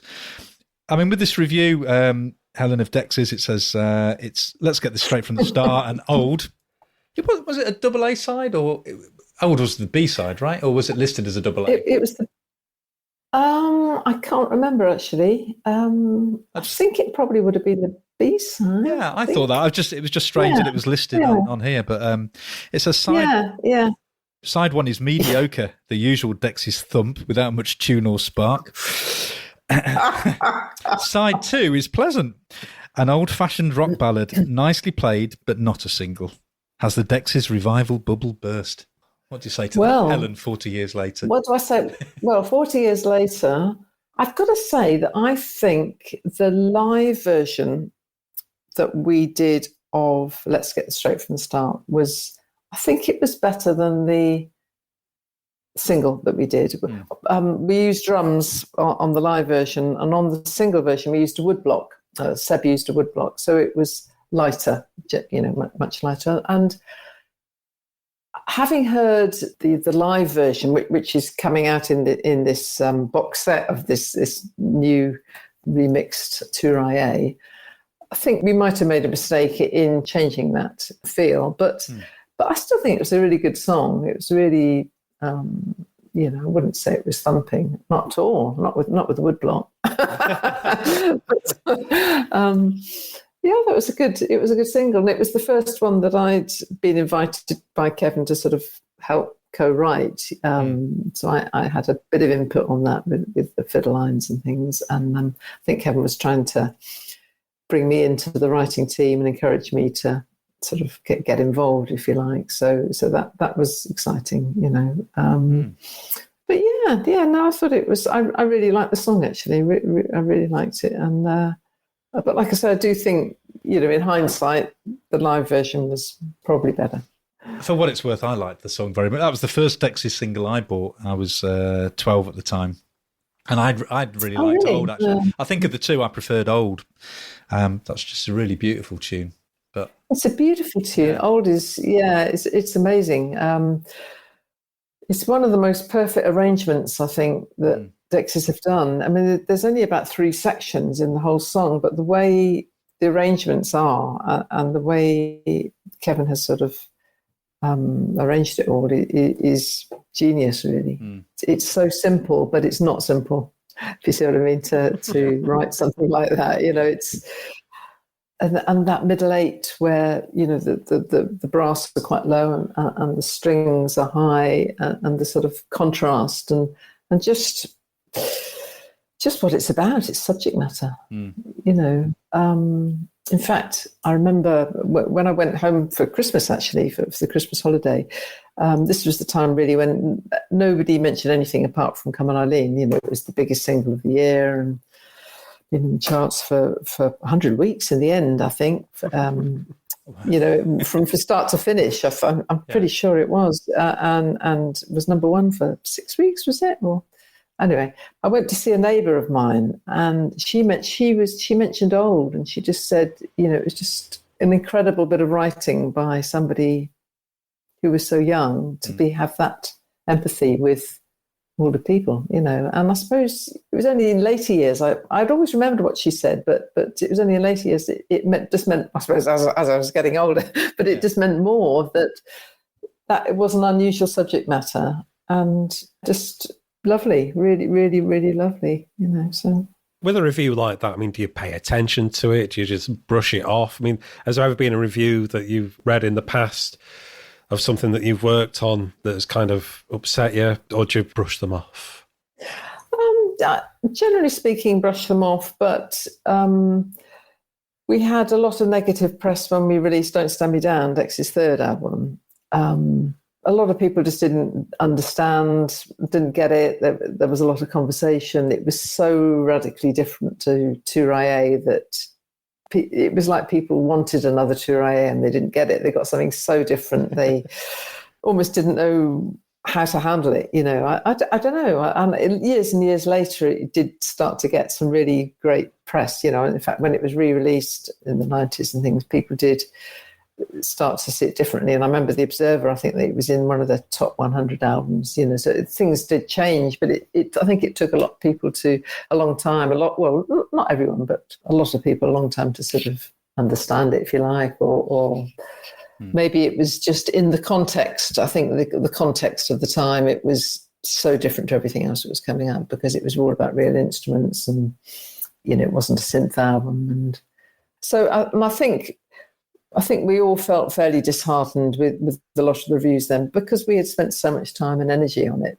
that it was quite difficult to brush things off, like that. Whereas to have read that Dexy's Let's Get This Straight review, that wouldn't have been, it was kind of like, okay, and probably laughed at it, wouldn't have been a problem at all. But because it was, just what it was. But I think the Don't Stand Me Down reviews we were just very, very disappointed, So I suppose you always want people. I suppose everybody wants a good review, don't they? Really, in all honesty. But depends what people write. Yeah, I think if somebody writes something that is very well thought out and considered and objective, that's fine. I think when things get a bit personal or perhaps somebody hasn't listened, you can tell they haven't listened hard enough or something, then not so good. But yeah, you have to have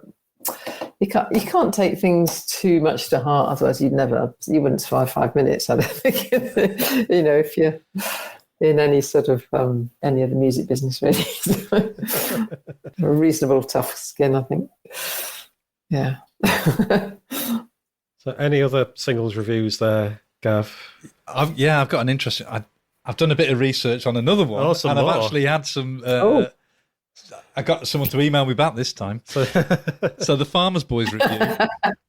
The single is More Than a Dream on the Norwich label backs, and it says you have to warm to a record that has 3 Swan Lane Norwich written on the back, even if the band responsible are the darlings of evening radio and soon to sign a massive deal with some multinational company. It's a good song reminiscent of early Orange Juice. So I thought, well, what with Google Maps and all that, I'll see what 3 Swan Lane in Norwich now is. And it's a whiskey shop. And I thought, well, there was the website and you could contact them. So I thought, well, I'll just drop them a line, see what's going on. So I emailed them and I asked if anyone had ever turned up looking for the Farmers Boys, because obviously that was their address. And I had a lovely reply from a guy called Chris. He said, no one's turned up looking for the Farmers Boys as such, though a few years back we turned one of our windows into a Bax Records window to celebrate the 40th anniversary of New Rose. This used to be Bax Records back in the day, and I guess they had a record label looking at the info in review, part of the Rough Trade cartel. The occasional guy turns up asking, didn't this used to be? I moved to Norwich to do a film MA at UEA and was taught by Andrew Hickson, brother of Charlie, ex of the Higsons, close contemporaries of the Farmers Boys and part of the same Norwich scene. And that's a nice little callback to our last issue, which featured a page on the Higsons. It did indeed, yes. Bizarrely enough. So, yeah, it all goes back to the Higsons. So, yeah, if you're in Norwich, I've not visited the whiskey shop, but I'm sure it's very nice. And if they want to send us a bottle, they're very welcome. But thanks for getting back to me, Chris. That was much appreciated. Yeah, a couple of reviews here that I kind of liked. Cool and the Gang, Heidi Hi, Heidi Ho, a silly title, nothing to do with a silly TV series, and a dreary record. If Cool and the Gang had been doing the theme from Heidi Hi, yeah, with Ruth Maddock in the video. Yeah. Something else. And there's a remix of Donna Summer's I Feel Love. Number 3 in the all-time sexiest singles chart after Marvin Gaye's Let's Get It On and Jane Birkin's Je t'aime, moi non plus. American ultra disco producer Patrick Cowley has remixed the song, throwing in a few faulty vacuum cleaners, fan heaters, and other household appliances. Better than ever. But this one here, right? So he reviews a single by Malaria. Oh yeah. Your turn to run. I will be your only one. Grindingly dull synthesizer fare from an extremely severe-looking German all-girl quintet. Would you know what? Bloody love that song. My favourite song out of all these singles. What have I written there, Si? My favourite is Malaria. My favourite was also Malaria, apart from Dexys Midnight Runners. Yeah. They were equal fans. Oh, yeah. But that Malaria tune was great. Yeah, because it came on. I thought, oh, this is interesting. Yeah. And let it play. So, yeah, I've been checking them out. So thank you, Tim Delisle from Fior. But whatever he says is rubbish is actually fantastic. Exactly. So, yeah. So don't worry about a bad review, because it means nothing. There's a terribly sounding band named Fox in Socks with a song called Sound Pattern on the label Gesticulations, which is a horrible combination of different things there, isn't it? It says soft, tinkly, après OMD songs of mildly engaging quality from a little-known London four-piece. I can't see the words Fox in Socks up in lights in the future myself, but then Altered Images didn't do too bad. But, yeah, Tim was right on that one. They never did quite get up in lights, did they? But... So turning a few pages, we get to Get Smart. Only a handful of questions going on in this one, so I'll just highlight a couple of those. In the diary section of the Smash Hits Yearbook 83, we noticed that in June 78, Joe Strummer and Topper... Is it Topper Hedden or Topper Heeden? I've heard it pronounced both ways. Yeah. I'd go Hedden. I've always said Hedden. Helen, do you know? Yeah, me too. Yeah, there we are. Yeah. I don't know, but I've always said Hedden. Yeah. We'll take your word for it. It says, began their weekend in Newcastle Prison. So that's June 78. Can you tell us why? Ooh. That's from Taffy and Jock. It says, because Strummer and his cohorts have experienced a number of colourful confrontations with the law. We had some difficulty in determining which episode this related to, but this time we believe it was for causing a disturbance when a scuffle broke out among fans who had turned away from a Clash gig. Strummer attempted to break up the fight, but instead became part of it and ended up with his fans singing songs all night and a Newcastle Nick. The B-side of their single at the time, White Man in Hammersmith Palais, proved a popular number. The title was The Prisoner. Ooh. And then the next letter, there's a photo of a band called Kajagoogoo. So I imagine this is probably their first appearance in the hits. I'm sure it was, yeah. Further proof of the age of the silly name is far from over. Ruth Morrison of Macclesfield and a dedicated follower of fashion from Bradford have written in about the band. Can you tell me anything about Kajagoogoo, the band currently supporting fashion on tour? Will they release a single soon? Originally from Leighton Buzzard, they are Limal, Stuart Meal, Steve Askew, Nick Beggs and Jez Strode. Friends of Nick Rhodes, he's in brackets Duran Duran, just in case you weren't aware. He's also produced their first single, Too Shy, to be released early next year on EMI, at which time they'll undertake their own tour. And we know what happened with Too Shy, don't we? We do, yes. So, as I said, quite a short Get Smart, only half a page, but then we get to a double-page spread on Abba. Well, a kind of 1.5 pages on Abba called 4-Part Harmony, ? And Johnny Black has gone to interview them at the Dorchester Hotel in London, and it's the headline of the piece says, as ABBA enter their second decade, Johnny Black notes a rift in the ranks. So again, we've got the theme of disharmony in a band. So as I said, they're ensconced in the hotel, and Johnny says they remain steadfastly ordinary, sensible, quiet living, if incredibly wealthy people, characteristics you either find lovable or tedious. Articles on bands often tell... sorry, this is me now. I'll stop doing it in that voice. Articles on bands often tell the backstory, but this article is really kind of pointing the way forward into the future. For example, we learned that one of Bjorn's biggest fears is still being thought of as a member of ABBA when he's 50. And he says, can you imagine anything more terrible? Oh, being part of a band when you're 50. Imagine that.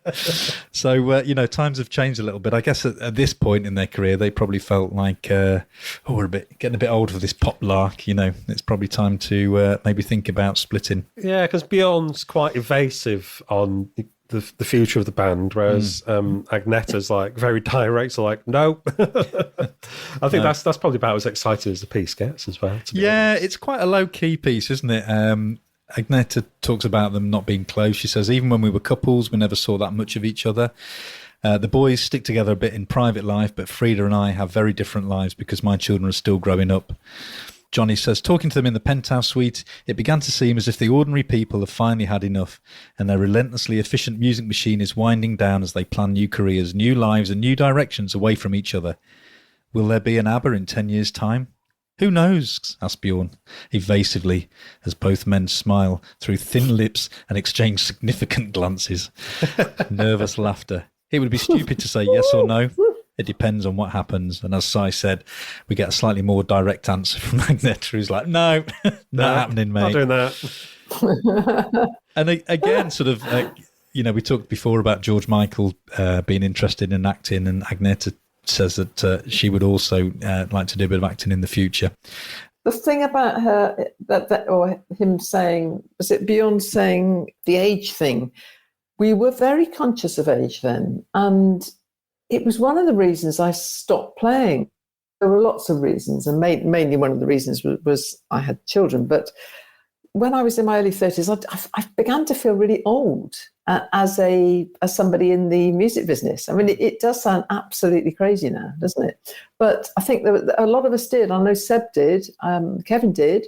In fact, Kevin's manager, or Dexy's manager, had said to him, Kevin told me this, and I think he would have been about 28 at the time. He said, this was just before Eileen was a hit. He was saying, if you don't make it this year, you won't make it next. It's just meaning you're going to be too old. And that's how people thought. And it's just, it seems crazy now when you think of how wonderful it is now where you have, I'm in Tim's band, Tim Burgess's band, for example. Rose, the guitarist, is 29, I think. And I'm the oldest, but it goes down, just through all the decades, actually. And that's one of the most natural things in a band these days, as well as just people in their peer groups, or say like the Rolling Stones, who are all, 70s. And you've got Tom Jones, who's 80 now, and it's okay as long as you can carry it off and you're singing well and everything. Nobody thinks it's mad. But back then, I can understand totally what they were thinking is we're just going to be too old for this. Well, there was no precedent for it, was there? We hadn't been... No, you're right. Rock and roll hadn't been around long enough for people to get old and still remain successful. Yeah. They go away to the chicken in the basket circuit or something like that, or die, or die young or something, or in die young. 40s. Yeah, exactly. But you're right. We've now reached that, all the decades, really.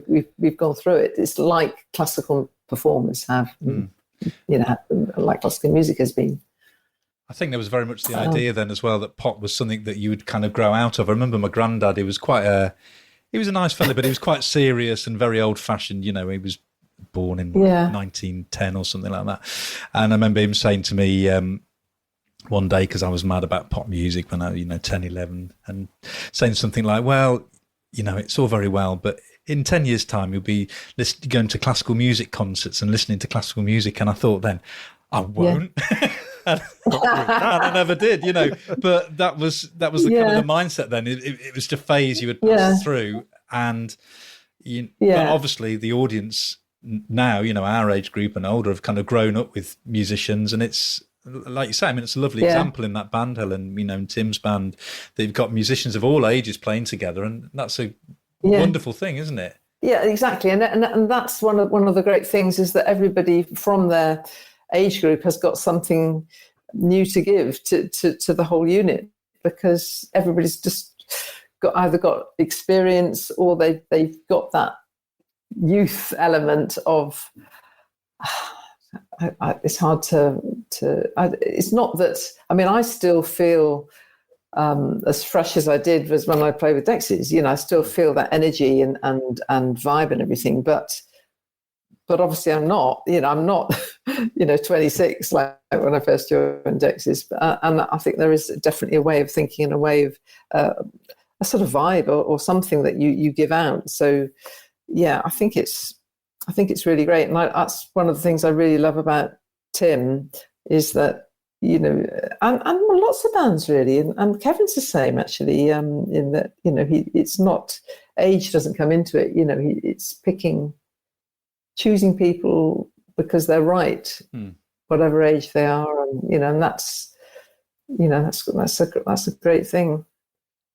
And one of the things I also noticed in the Abba interview was Bjorn's talking about the computers and things, and of course now we've got this Abba Voyage thing going on, which I haven't seen, but I mean, as a concept, if anybody had mentioned anything like that, well, we just wouldn't have got our heads around it, would we? We just wouldn't have. I mean, computers didn't really exist they were in their early stages, not for the household, were they really? Not obviously not like it is now. So it's a good job he was learning about computers, really, wasn't it? Look what happened. He was very forward thinking, wasn't he? It says concerned that his children's lives will be run by computers, Bjorn and his new wife have enrolled in a course to learn to program. I'm becoming fascinated by computers, not necessarily to use for music, but just because I don't want to be left behind. I think everyone should learn about it.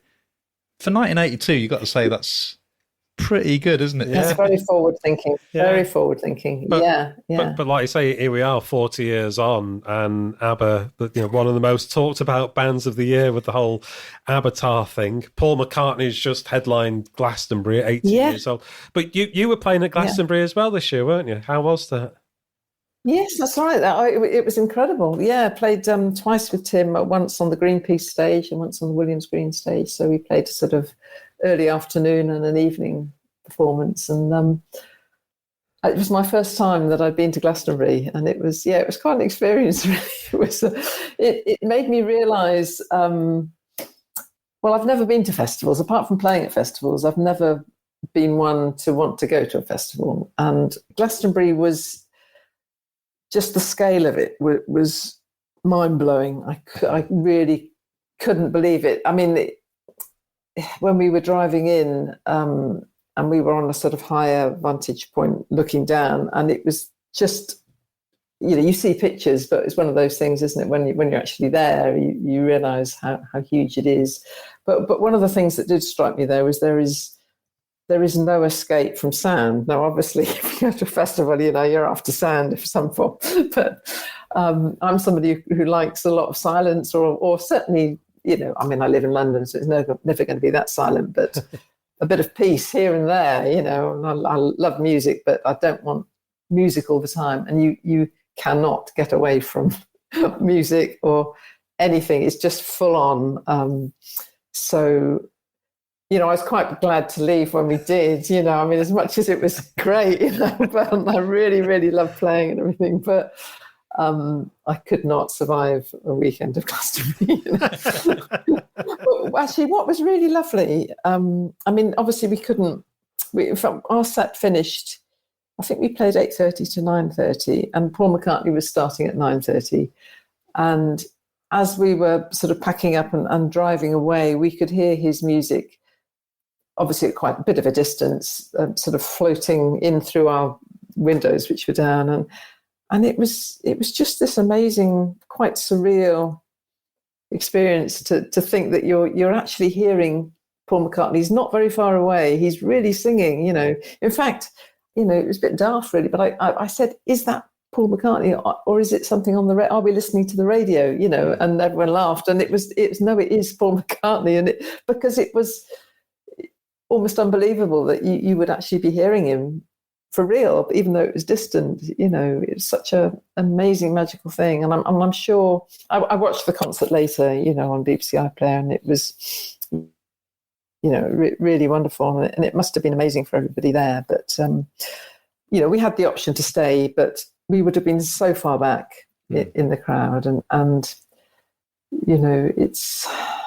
Yeah, we made the decision to go and get out while we could, you know. We could have been stuck there for days otherwise, and I'd have gone mad and probably wouldn't be sitting here now, you know.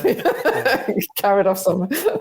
You wanted some peace and quiet, your own bed and a cup of tea. Yeah, and it's only Paul McCartney, isn't it? It's only Paul McCartney. Who's he? He won't, yeah. He didn't do Frog Chorus or Spies Like Us. Are we not bothered?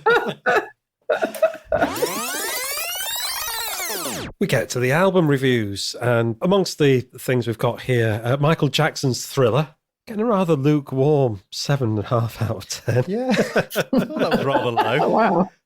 From Bev Hillier. Neil Tennant gives the Jams Dig the New Breed Farewell live album 7.5 out of 10.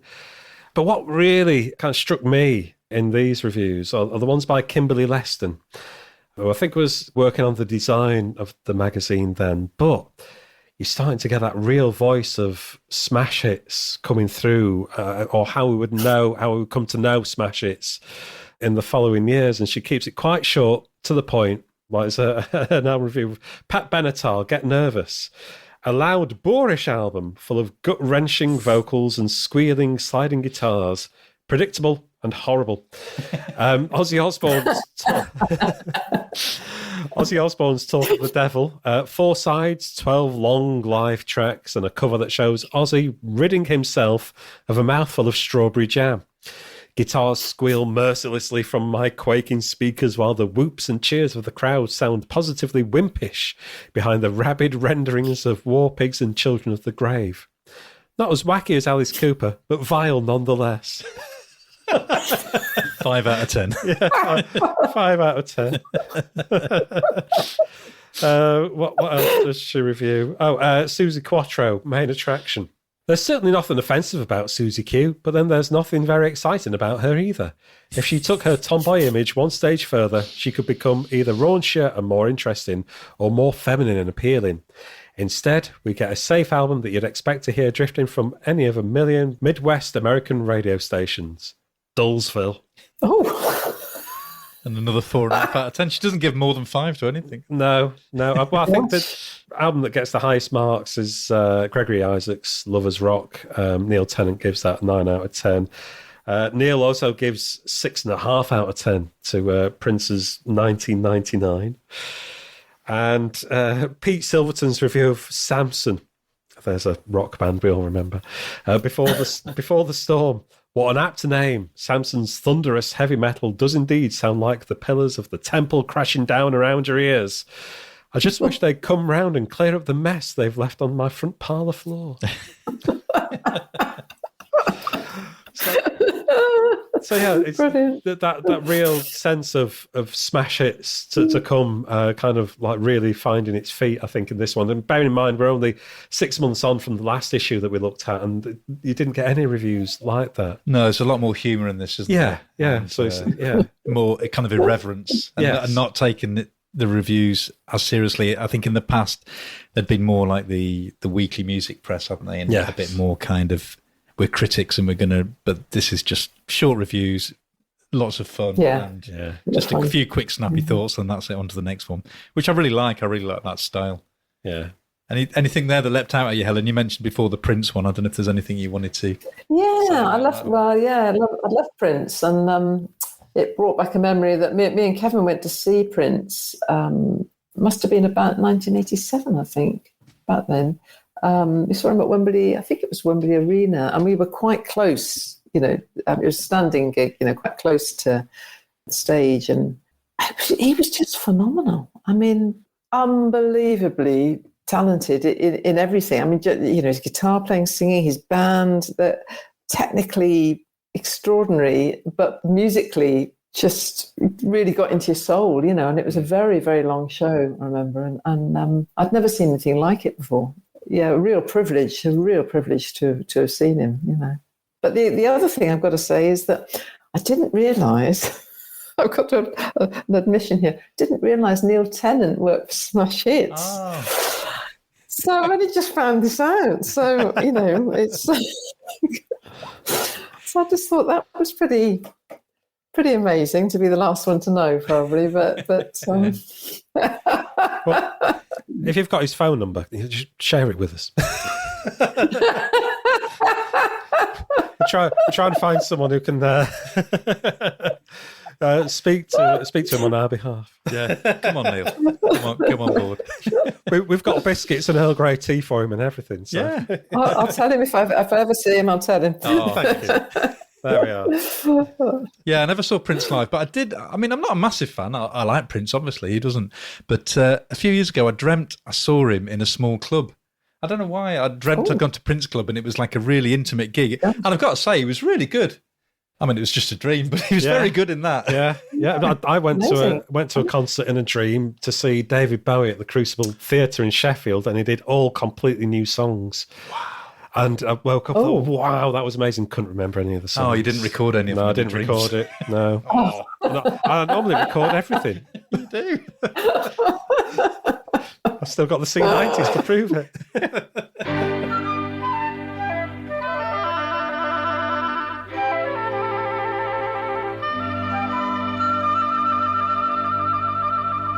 Right, we have reached the halfway point of the magazine. A poster of Soft Cell luxuriating in the centre spread there. But it's at this point that we're going to do a little quiz. It's nothing serious. It's just a bit of fun, but it's a lyrics quiz. So I've gone through the songs that are in this magazine. I've picked out 3 lines, and I'm going to give you multiple options for each song. So lyric number 1: well, goodbye, baby doll. Oh, down the road I go. So that's well, goodbye, baby doll. Oh, down the road I go. Your options are A, Dear Addie, Kid Creole and the Coconuts. B, Lordy Miss Claudie, Shaking Stevens. Or C, Phil Everly, Louise. Which of those 3 do you think that is? Well, goodbye, baby doll. Oh, down the road I go. Helen? I think I'd go for Phil Everly. Yeah, that would have been my choice as well. It's got that kind of old style sound to it. Yeah. Yeah.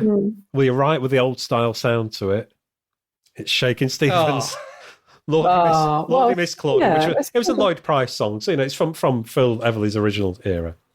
Okay, so, I don't feel too bad about that. Yeah, give us half. Not a million miles off. Yeah.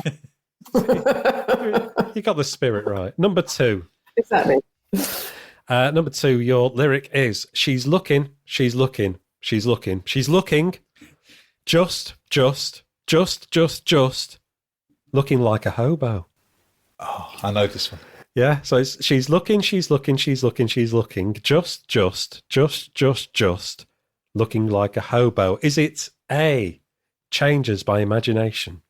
B, I'm All Right by Young Steve and the Afternoon Boys? Or C, Malcolm McLaren and the world's famous Supreme Team, Buffalo Gals? Oh, I've spelled it wrong. I put Buffalo Gals, but never mind. Right, I know this one. So, Helen, do you want to guess first? I don't know. I haven't got a clue, but I'll go for Buffalo Girls, I think. But that's exactly what I was going to say. You're both right. Absolutely right. Yeah. Well done. Yeah. Was Just Like a Hobo, was that used? Was that the name of an album? Or Got no idea. So I remember that lyric from somewhere anyway. So I didn't even know that was the lyric. So there you go. Thank you, Smash Hits. Number 3, your final lyric with your final 3 choices. I can't wait to hold you and kiss you. Don't you know how much I miss you? Is it Renee and Renato, Save Your Love? Is it The Cure, Let's Go to Bed? Or is it The Pale Fountains and Thank You? I can't wait to hold you and kiss you. Don't you know how much I miss you? Renee and Renato, The Cure, or The Pale Fountains? So I'd say Renee and Renato. I'm not deliberately copying You just Helen. copying it. Whatever Helen says. No, that is what I was just about to say. I think it's Running Renato. I think I can. I'm not going to sing it, but I think I even know the melody to that. Please don't sing. No. Oh, go on. No, you really don't want to hear that. In your best opera voice, yep, Renee and Renato, Yes. Save Your Love. Well, well done. Did quite well. 2 out of 3. Not bad. Well, actually, it was 2.5, wasn't it? We got half of the verse. Yeah. Even, I mean, Meatloaf said 2 out of 3 is not bad, and that was 2.5, so that's really good, isn't it? Yeah. On the Meatloaf scale. Oh, absolutely. Good work, Helen. Well done. Sorry, I copied you. I did, honestly. I would have generally gone for all of the same ones. We think in the same way. Moving on, we've got one page on Whitesnake. Mark Steele's has gone to meet Whitesnake. They're back after 18 months break. And David Coverdale's always a fun interview. He's the main man of Whitesnake, and he talks about... There's a lovely quote here. It says, David Coverdale of Hard Rockers Whitesnake has just come back from 18 months in the wilderness with a new album, Saints, Sinners, and a tour which, far from suggesting he's reached the end of the yellow brick road, both indicate that Whitesnake are hotter than ever. I think it was Segovia who said, hang on, is he still alive? Well, if he is, he said it when he was pretty ill. I'm still learning, which is the same for me. I'm still learning. I mean, I don't really need the money anymore, but I'm very hungry artistically, and that's why when the Effervescence left the old lineup, I had to knock it on the head. We'd gone gold, but I seemed to be the only one who wanted to go platinum. Once the disillusionment had set in, however, the proverbial scales fell from David's eyes, and he discovered to his horror that behind the band, the business side of Whitesnake was not all it should have been either. Look, he says, I don't like washing my dirty linen in public, so I'm not going to give you one of those kiss and tell stories. I prefer to learn from the past, not live in it. So there we go. Shoddy business dealings.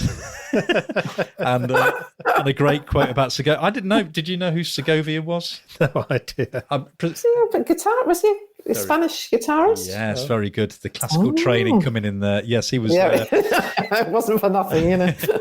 And I think the pronunciation is Andre Segovia Torres, a Spanish classical guitarist who, obviously, either when he was still alive but a bit ill, said, "I'm still learning." And David's quite disparaging about the new wave of British heavy metal. Doesn't think too much to them. He says they don't play the same kind of music as us. One day, Iron Maiden came up and wanted to know the chords of "Don't Break My Heart Again" because they couldn't get it right.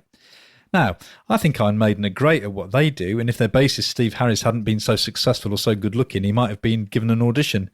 But I needed people who could play "Don't Break My Heart Again." The trouble with so many of these young metal bands is that whilst the passion and the commitment's all there, the songs aren't. Their roots only go back to the 70s. Very disparaging, isn't it? Ooh, yeah. Well, David Coverdale's a 60s soul boy. You know, that was his thing. And as you know, when we've encountered Whitesnake on the podcast before, I'm a bit partial to 1980s Whitesnake. I did buy the Saints and Sinners album. I did buy that back in the probably a couple of years after it came out, but I did buy it back in the day. Yeah, and I got some of their singles. And David Coverdale is a good value character, I think. Yeah, it says. The closing paragraph, probably the major reason why Whitesnake have survived where others have failed, apart from the fact that they are pretty good, is that they are not trendy. That's why we've lasted so long. We're not fashionable. Whitesnake's never been about production companies and Swiss mime artists. We're certainly not heavy metal. The only thing metal about Whitesnake is the guitar strings. Excellent. You can smell the testosterone dripping off the page there.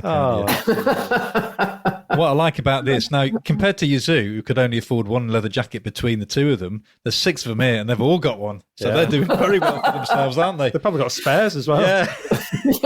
They could give one to Genevieve Moyer. Sure. I also like about them that they're continuing that heavy metal or hard rock tradition of one of the band having a little nickname inserted into the name. So second from the left is Colin Bomber Hodgkinson. Obviously there was Phil Filthy Animal Taylor from Motorhead and Michael Henry Nico McBain from Maiden. But what I like about Colin Bomber Hodgkinson, he's the least tough looking of all of them, and he's got the hardest surname, Bomber. And he's got more of a sort of Terry Thomas vibe going on, hasn't he? Than the Bomber vibe. Yeah, Terry Thomas, if he'd grown his hair out a little bit. Yeah. Just Terry Thomas hanging loose. I mean, there are some incredible moustaches going on there amongst the band. I think, was it John Lord? Wow. I mean, oh Lord. That's what I have to say about his moustache. He looks like he's from those specialist films that you get from the classified ads. Yeah. Were Whitesnake a big musical influence on you, Helen? I don't think I've ever heard any Whitesnake. But Cozy Powell was Cozy Powell the drummer, wasn't he? He was at one point. This particular lineup, I think. Yeah. So I was kind of familiar with Cozy Powell because he played with Jeff Beck and some other people. So he's pretty good drummer, but the rest of them wouldn't recognise any of them, or their moustaches, or their leather jackets. But maybe I should listen to some Whitesnake, though. I think I will actually now after this. Yeah. It could take the remixing of Turaye into a whole new direction. Yeah. You said it, We now turn our attention to RSVP, and there's lots of people wanting photos, lots of males and females. It's all very formal. It started making me wonder if the letters had been tweaked in here or something like that. So let's have a look. First of all, I've highlighted a few here. 2 15-year-old female rockers seek 2 male Ed Bangers. Ed Bankers. Yeah, Ed Bankers. Yeah, what's the aspirational 80s, Yeah. 16 plus. Must be into AC/DC, Saxon, and Led Zepp. All letters answered. Contact Nikki and Dear. And they're in Tipton in the West Midlands. And then underneath that, hi, I'm a quiet 13-year-old rude boy in search of female pen pals between 12 and 14. I like madness from Boy 3, Bad Manners, and the Bell Stars. And so shy that they don't give their name. Oh, just a 13-year-old rude boy. Yeah. That's all we know. Yeah.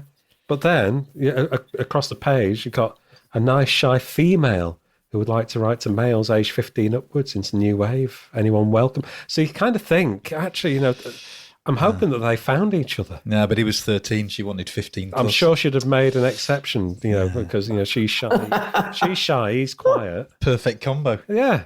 You're like a matchmaker 40 years later. Yeah. Is it too late to bring these two together? Let's make it happen, son. Is this where they put all their addresses on? They've got their addresses. Yeah. I mean, it's extraordinary, isn't it? It's extraordinary now to think that was just how it was. How times have changed. This is where I live. Just come round. Here I am. Anyway, anyone there that you'd have written to, Gav? I think the only one I would have... I was struggling, really. There was no one mentioned Adamant. But I think there was a guy called Jason in Fife who says, hello, all you folk out there who want a pen pal. I'm a 12-year-old boy, so that would have been the same age that I was at the time, into Duran Duran. Dexys, big tick, obviously, and many more. My hobbies are cycling. Well, I like knocking about on my bike, reading and sports. I'd like someone my own age to write to, so that would have been perfect for me. But, I mean, of the others... I don't think there's any. I quite like the tone of a guy called Jim who says, he starts very confidently, this is it! Exclamation mark. My name's Jim and I'd like to meet girls aged 17 plus in the northwest area. So quite a wide net is cast in there. My interests are many and include DAF. You're not your typical Smash Hits band. League, presumably Human League or Could be the Anti-Nowhere League, but probably the Human League. One of the leagues. One of the leagues. LKJ, as Linton Kwesi Johnson. Reading, good films, photography, and more. So get it on, girls. Not females. Yeah, girls. Wow. There's a lot of confidence coming out of that lad. One more that I quite like, just because she seemed quite sweet, was a girl called Rachel at the top of the second column. She says, "My name's Rachel, and I'm 11. I like shaky and all rock and roll music. Please enclose a picture. Contact me at..." And then she says at the end, "I hope to answer every letter." And I thought that was quite sweet. She likes a shaky and a rock and roll. Yeah. I mean, I think the only one I would have written to is Anne, who's 15 from Norway. "I love many types of music, but pop is best." Fave groups. Now, this would have really chimed with me in 1982 when I'd have been 9 years old at this point, because this kind of reflected my record collection. Duran Duran, Leo Sayer, Roxy Music, ABC, and many more. If she'd have added the Wombles to that, I'd have been well away. You'd have been booking your ticket to Norway, I would wouldn't have, yeah. I know you're 15, Anne, and I'm only 9, but we've got a lot in common. There's a lot we can work with here. Anyone there that you would have written? Oh, I mean, I know you would have been a couple of years older than most of these people, but you know, Well, yes, at that kind of age, Helen, is there anyone you think? Oh, yeah, they seem interesting. Well, the last guy is pretty interesting, wasn't he? You know, with the wide net. You know, he had a very positive energy, didn't he, Jim? Yeah, he did, very positive. And the reading bit, you know, I mean, that's always a good, isn't it? Somebody puts in reading. Yeah. You know, it's. Did you ever have pen pals when you were younger, as a kid? I didn't. I had an autograph book, but I never actually got anybody's autograph in. But Practice your own. I did a terrible thing once. It's a terrible admission, actually. But at school, when I was at primary school, I forged. Well, I wrote all the monkeys' signatures down and pretended that, and people believed me at school. It was extraordinary. And then I know nobody asked how I got, how I met them or anything, but everybody believed me. I wish I'd kept it. But why the Monkeys? Because I didn't even like them as a group, because it was always the Monkeys or the Beatles, it always seemed rather, hang on a minute, can you compare the two? But and we were very serious about about which camp you're in. But maybe I'd done it to sort of spite the Monkeys fans, hey, I'm a Beatles fan, but I've got to start to have the Monkeys autographs, The Beatles could forge each other's signatures, and you could forge all the Monkeys' signatures. So that's one better than what the Beatles could do. Yeah, so that was the extent of my autograph book, I'm afraid. It was, after this podcast goes out, people will be coming up to you after gigs, bringing you Monkeys albums to sign. They won't be bringing you Dexys ones anymore.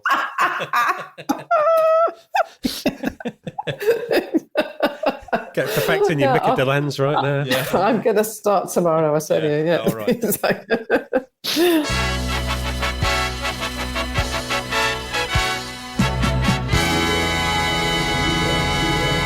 And then we get to the feature article on the front cover. We had Kevin, and now we're treated to another pick of Kevin live in concert at the Ulster Hall gig that Helen mentioned earlier on. I think hopefully before the floor gave way. We're not sure. And also a little picture of all the band on the facing page. So I think it's fair to say it's rather a tense interview, mostly with Kevin, although other members of the band get some quotes in there as well. To set the scene, Dave Rimmer's done the interview, and it says, as the Belfast to London shuttle taxis out onto the runway, your reporter begins to sink into a deep despair. That's not a great start to any interview, is it, that?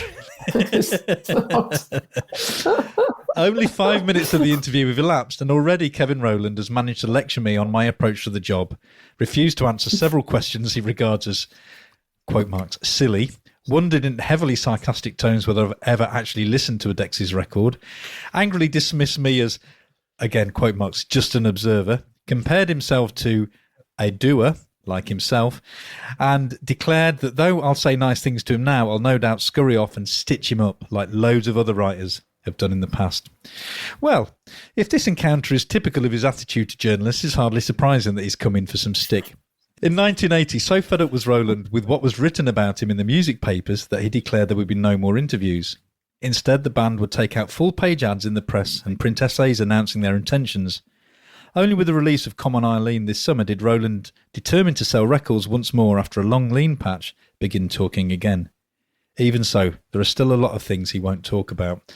So, Helen, you were mentioning when we were talking to you earlier on that this was kind of a period where Kevin was starting to engage more with the music press again and, doing interviews and smash hits. But obviously the start of this one, it's not started great so far. It does say that he was quite tired. But do you think, was this kind of a typical, because do you remember much about this interview? Were you right there when it happened, or did you speak to Dave a little bit later? Do you remember much? I don't remember any of what you've just talked about. He did speak to me, a bit later in the interview.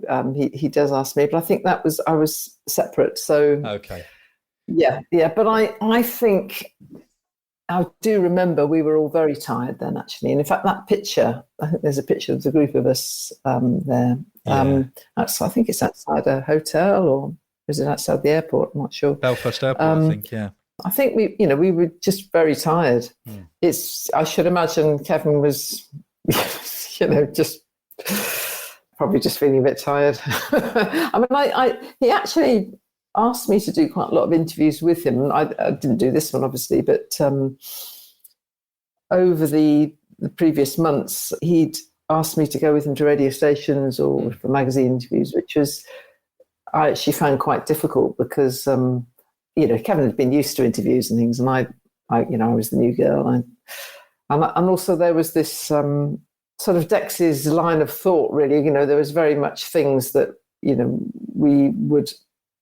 Well, there were just things that the group agreed on, whether it was music or whatever. And I really hadn't got to grips with everything because I just hadn't had enough time or had enough chances to speak to people about it. So often I got things really badly wrong.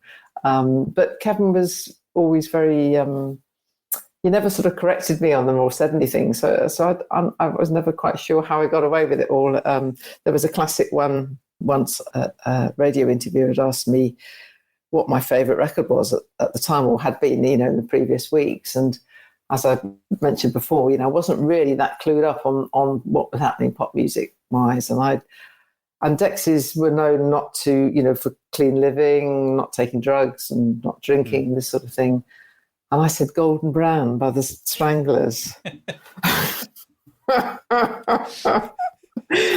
didn't go down well. Well, Kevin didn't say anything. And when I came out of the interview, Seb said, you were lucky not to have got shot for that. But, Kevin never actually sort of said anything. But it was, I still didn't know what was wrong in my sort of naivety. I said, what's wrong with that?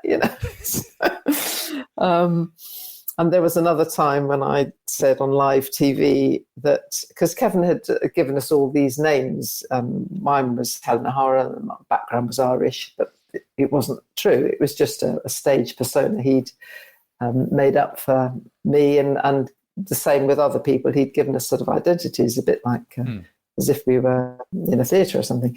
And a lot of people did think I was actually Irish. And why wouldn't they? Sort of with the name and everything Kevin had said, and one thing and another, and the Celtic feel to the album and everything. And once I'd said on live TV that the interviewer said, "Where are you from?" In Ireland, And Kevin had always said that I was called the Ballymena Belle because I was born in Ballymena, and obviously I wasn't. So I said, Ballymena, he said, and then instead of just sort of leaving it at that, I said, in the south. Yeah. And the whole audience, and everybody went quiet because, Ballymena's in the north, and yeah, so I'd put my foot in it, and Kevin, just sat there and he didn't sort of, I could feel that he was tense, but he didn't say, and he never said anything afterwards either. So yeah, I was really good at putting my foot in it, but also not getting told off by Kevin. So, it all turned out okay in the end. Oh gosh, yes, but yeah, a lot of the interviews with Kevin, he could often be very upbeat and jokey, but I think it's fair to say he was quite up and down with his moods, so it kind of just depended on the day you got him, I suppose. I think it's very typical as we go through Smash Hits, isn't it, Si? There's generally one interview amongst the 3 or 4 featured where one of the stars isn't having a great day. And it's usually on tour as well. Yeah, I think tour is enough to tell. Yeah. And this is the end of a long time. And like you said, you'd had very grueling promotion campaign. A very grueling promotion campaign. That's the thing. I mean, with touring, and it's still now, it's you've got your show, which is always the focus. As soon as you wake up in the morning, that is what you're thinking about. That's the time you're getting to, and that's what's really important. That's why you're there. But there's also all these other things that happen, the radio interviews and all that. And it was much tougher then, actually, because now, we can talk to each other like we're doing now. We're all miles away from each other, but we can do, Zoom meetings and use our phones and everything. And you pretty much had to be there physically for all the promotion that you did. So if you were doing one radio interview, you might have to drive to another radio, literally to be in the physical vicinity, of that place or the TV studio. So all those other traveling and all those other things are extremely tiring, as well as doing all the chatting and the talking. And then you've got the show. And Dexy's show was very intense. It was an hour and a half on stage of choreographed movement, all the markings, where we moved was all worked out. Nothing was left to chance, and obviously, it was pretty full on music. It was a very physical show. And for Kevin, particularly, there was a lot of singing, a lot of controlling the dynamics and improvising as well. So he had to, be incredibly focused for these shows, and he was moving around, much more than we were as well. And so, I think it's understandable occasion if you're feeling a bit tired and have an off day with the interviewer, maybe. There's a great quote in here that I love that Kevin says. He says, "People will always laugh at Dexys. That's fine, but I know that what I'm doing is totally honest. I believe in myself. I will pin my soul up on the wall and let people read it. They can laugh, they can cry. It's up to them. I really don't mind, but I'm doing it." And I think that really kind of gets to the heart of what Dexys is about for me, as a fan, is just that honesty and that commitment and that sense of not worrying about other people's opinions, or if you maybe look ridiculous to some people, just doing it anyway and not caring. Totally. So for me, that was like a real key moment in it. They talk a little bit further down about concentrating on America next. And obviously you went on to have a #1 single there with Come On Eileen, and Tu Rai did well.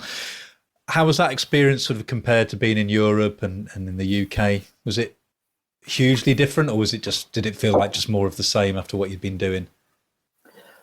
It was hugely different, actually, because mainly because it's such a big country, and a bit like when I was mentioning about Glastonbury, it is one of those places where until you go there and travel a lot within it, you only then begin to sort of realise the scale you're dealing with and how different all the areas are. So, for example, around the edges of America, like New York, Boston, or Los Angeles, San Francisco, the audiences were more aware of us, and we went down really well, and it was all great. But then we could go into the middle of America, and nobody would have heard of us. They might have known Come On Eileen through MTV, but the rest of Tu Rai wasn't played, so it was quite a shock, really. And in fact, Kevin reacted to that in sometimes he just wouldn't play Come On Eileen.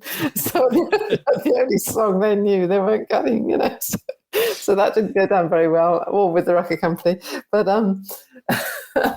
but it was, I loved it. I mean, it was, the experience of touring was, I had been to America before, actually, with the youth orchestra. I'd been for a few weeks when I was quite young, actually, 14, and we'd played for a few weeks there So it wasn't my first time, but it was an incredible experience, to certainly see so much of America and things like traveling on a tour bus as well, was new to me. And, you'd be sleeping overnight and then waking up in a new place and the landscape. The positivity of Americans as well really struck me at the time, is just how positive they all were. And things like the, swimming pools on the top of a roof. And it all seemed very luxurious to me after my, student flat and slamming it for years. And also the thing in New York where we'd be walking around, everywhere really, in our stage clothes, because, that's what Dexys did. You kind of lived it. And nobody would take any notice, whereas if you did that in Britain, you'd be like... yeah, you would be noticed. So it was that sort of, certainly places like New York and Los Angeles, you could be who you wanted to be, sort of thing. And I loved it. I mean, I could have spent months there, but Kevin by this point was really feeling quite worn down, I think. And also we didn't have good, or the right management really. We had our English manager with us, and we probably should have had American management or somebody who knew how America worked and could have got more for us. I don't think we did. We did reasonably well. I think Touré sold about 300,000 copies, but I think we could have done a lot better in America if we'd have perhaps had people with us who knew the market better and everything. And I did think that Kevin wasn't being looked after well enough there. He, like I was saying before about doing interviews and things on tour, I mean, America, it was crazy because of the amount of radio stations. And we'd start first thing in the morning, breakfast, you'd be being interviewed. And this is a time when I was doing most of the promotion with Kevin, and it would just be full on until the sound check.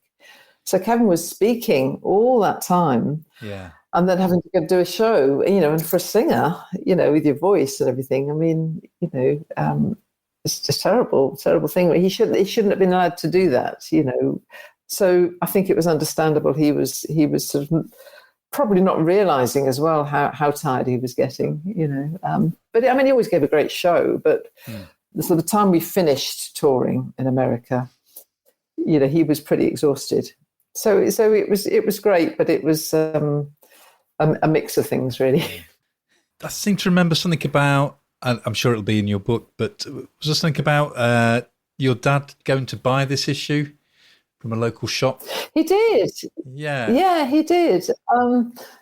It was quite sweet, really, because when my dad had left the family, he'd left my mum and us when I was about 13, which was sort of devastating, really. He'd gone off with another lady, and then I didn't see him for about 3 years. So it had a very big impact on me, and then when I did see him, I was a very moody teenager at 17. I'd left home and I was very angry with him.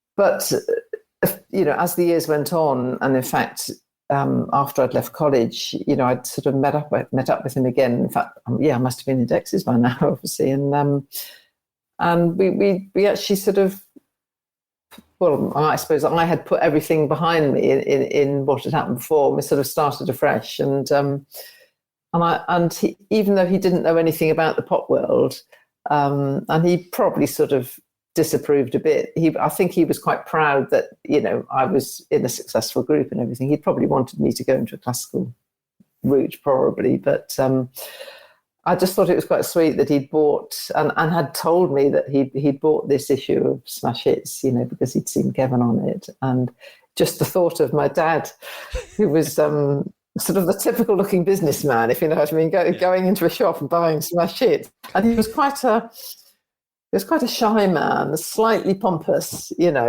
sort of, I can just imagine him wearing this suit and sort of feeling incredibly awkward and embarrassed and sort of quickly handing the money over as if he was buying something else, and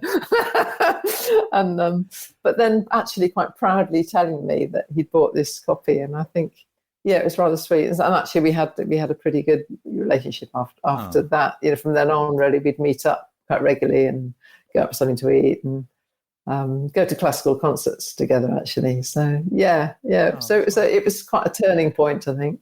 Nice moment of connection there, him buying the magazine, Yeah. and what it symbolised. Yeah, I think so. I think it did. Yeah, and he must have seen it as well. And he must have, because I wasn't on the cover, it was just Kevin. So he must have done a bit of research to know what Kevin looked like, So he'd probably watched, maybe a Top of the Pops or something, or, seen some pictures anyway to know what he was buying, looking out for, So, yeah, that's good. By the time that this episode comes out, you'll have got a book out. So how did that come about? Well, it was my mum's idea, actually. And quite a few years ago, she said, we were having dinner together at my brother's house, just a few of us of the family there. And she sort of went, I must have been talking about maybe what I was doing at the time. Maybe I was working with Tanita Tikaram or Dexys or something. And she went a bit quiet. And then she sort of said, I really think, you should write a book, Helen, about your musical life. She said, I think it'd be really interesting. And at the time, I sort of dismissed it, slightly embarrassed, I think, but also thinking, well, that's for other people sort of thing.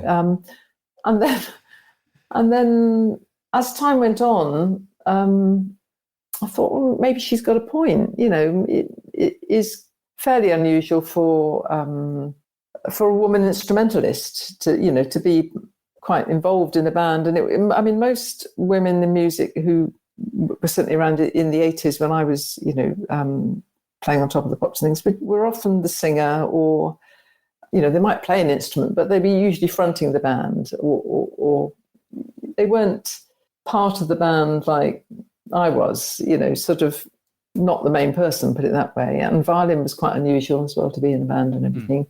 And the way I'd sort of, my classical beginning, but, the pop music was always there.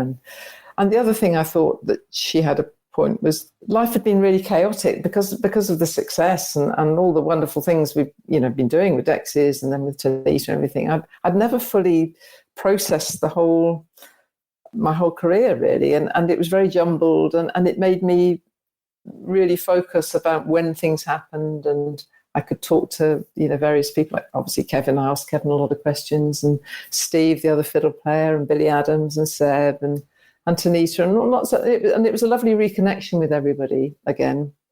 And it also made me understand myself a lot better. I had to think a lot about myself, which I hadn't really done, and it's something you probably should do if you're writing about yourself. So that was quite interesting as well. And I really enjoyed it, actually. I'd often be writing at 3 a.m, and it really took a hold over my life. And it coincided. It didn't start it started before the pandemic set in, but when the lockdown was going on and everything, it was something that helped me, that I had this thing I was working on and could really focus on. And in some ways, as much as, it was terrible, what happened during the pandemic, there were huge chunks of long periods of time when I could totally devote myself to writing, which I think I needed to do because I just needed to think uninterrupted, by other things. So, it's been a really interesting thing to do. And what have you used as triggers for remembering things? Did you ever keep any diaries or anything like that?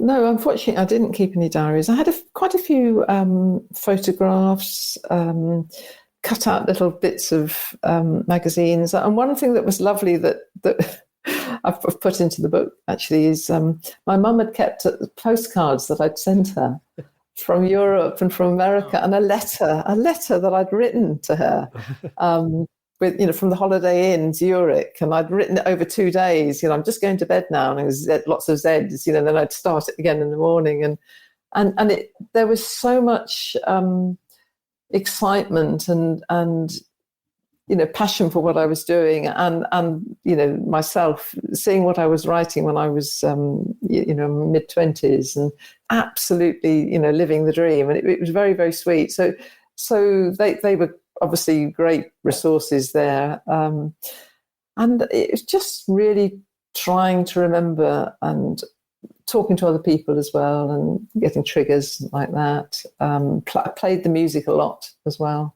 I just had to take myself back and really, really just think hard, and memories are difficult things as well, because you can have false memories, of course. And, talking about 40 years ago, a lot of and more, obviously, going back to the beginning. Yeah.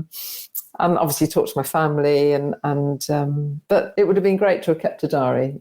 In the very later bits, obviously, I had diaries just with appointments in and things like that. So they were obviously easier triggers. But there's lots of things I couldn't remember. And if I couldn't remember anything, truthfully, I didn't write it, So there's lots of things I think this happened, but I'm not sure. Or if I wasn't sure, I didn't write about it. So thinking about using one of the songs as something to trigger a memory, if you listen to something from 2RAE, what would that make you think of? I mean, would you be thinking about the recording of it, the writing of it, or what memories do you have associated with the music you've made? Well, for example, the Celtic Soul Brothers was the first song that I recorded with Dexys, and that was quite earlier on. That was before 2RAE was recorded. And it was one of the demos that I played on with a series of musicians who weren't the musicians that ended up recording with, in terms of the fiddle players. And I could remember very clearly, going to Air Studios in London to record. I mean, it was such a big day that I'm bound to have remembered that sort of thing. And I could remember that.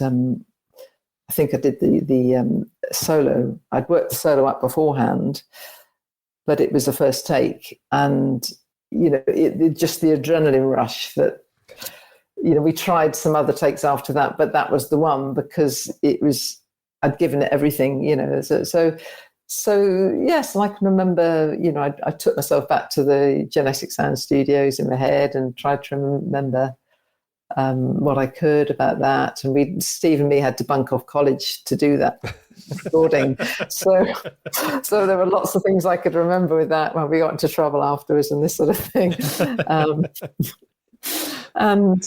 And just remembering, it's amazing what you can remember, actually, the things, how you felt. I remember, when I first walked into the Dexys rehearsal room, and it was all men and being very aware of, I'm a fiddle player. I could feel this atmosphere from the brass, but I didn't know why it wasn't a particularly good atmosphere. And it was only later when I realized that they weren't happy about the violins coming in because they felt they were being pushed out, that made sense. But at the time there was a lot of confusion and I can still feel that in myself if I take myself back to that sort of, that feeling. So that it was a lot to, it took a lot of time. I mean, it's written over, quite a few years, because I think it just takes a lot of time to really truly remember your emotions and put yourself in those positions. And, how did I feel, and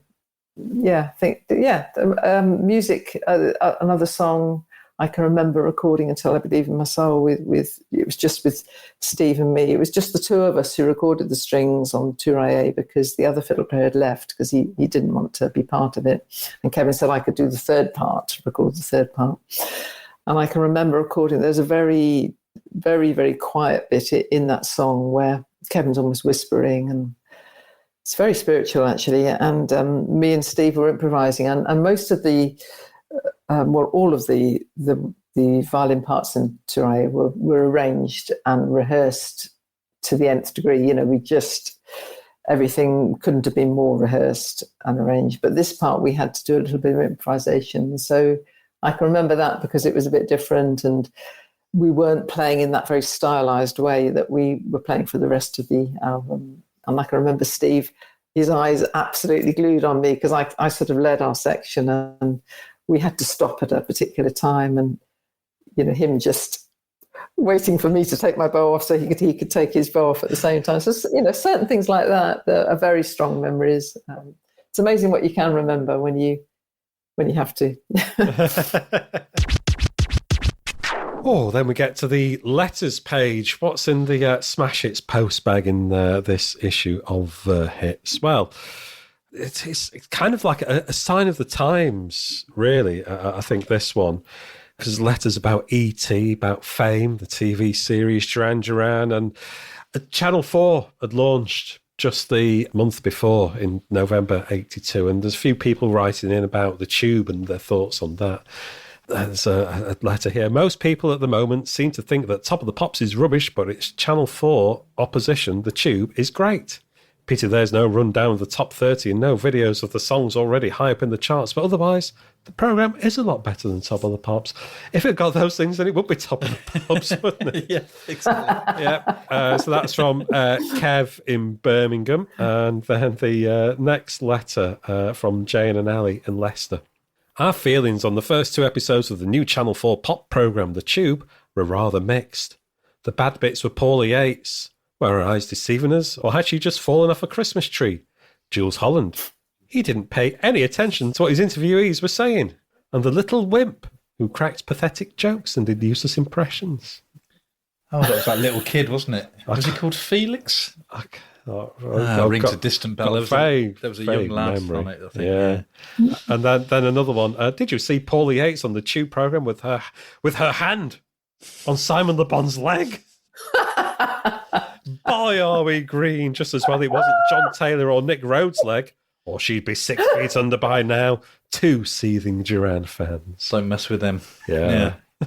Gosh, Dexys played on that, and it was great. That was a great show. Yeah. And I suppose it was very different, wasn't it, to Top of the Pops and everything else. That was the whole point. Very different. I saw some clips recently on something, and watching it really felt like a proper gig. Watching the Tube, it was a proper gig. Yeah, so I think that's what would have kind of sort of primed me for what gigs would be like when I eventually was old enough to go to such things.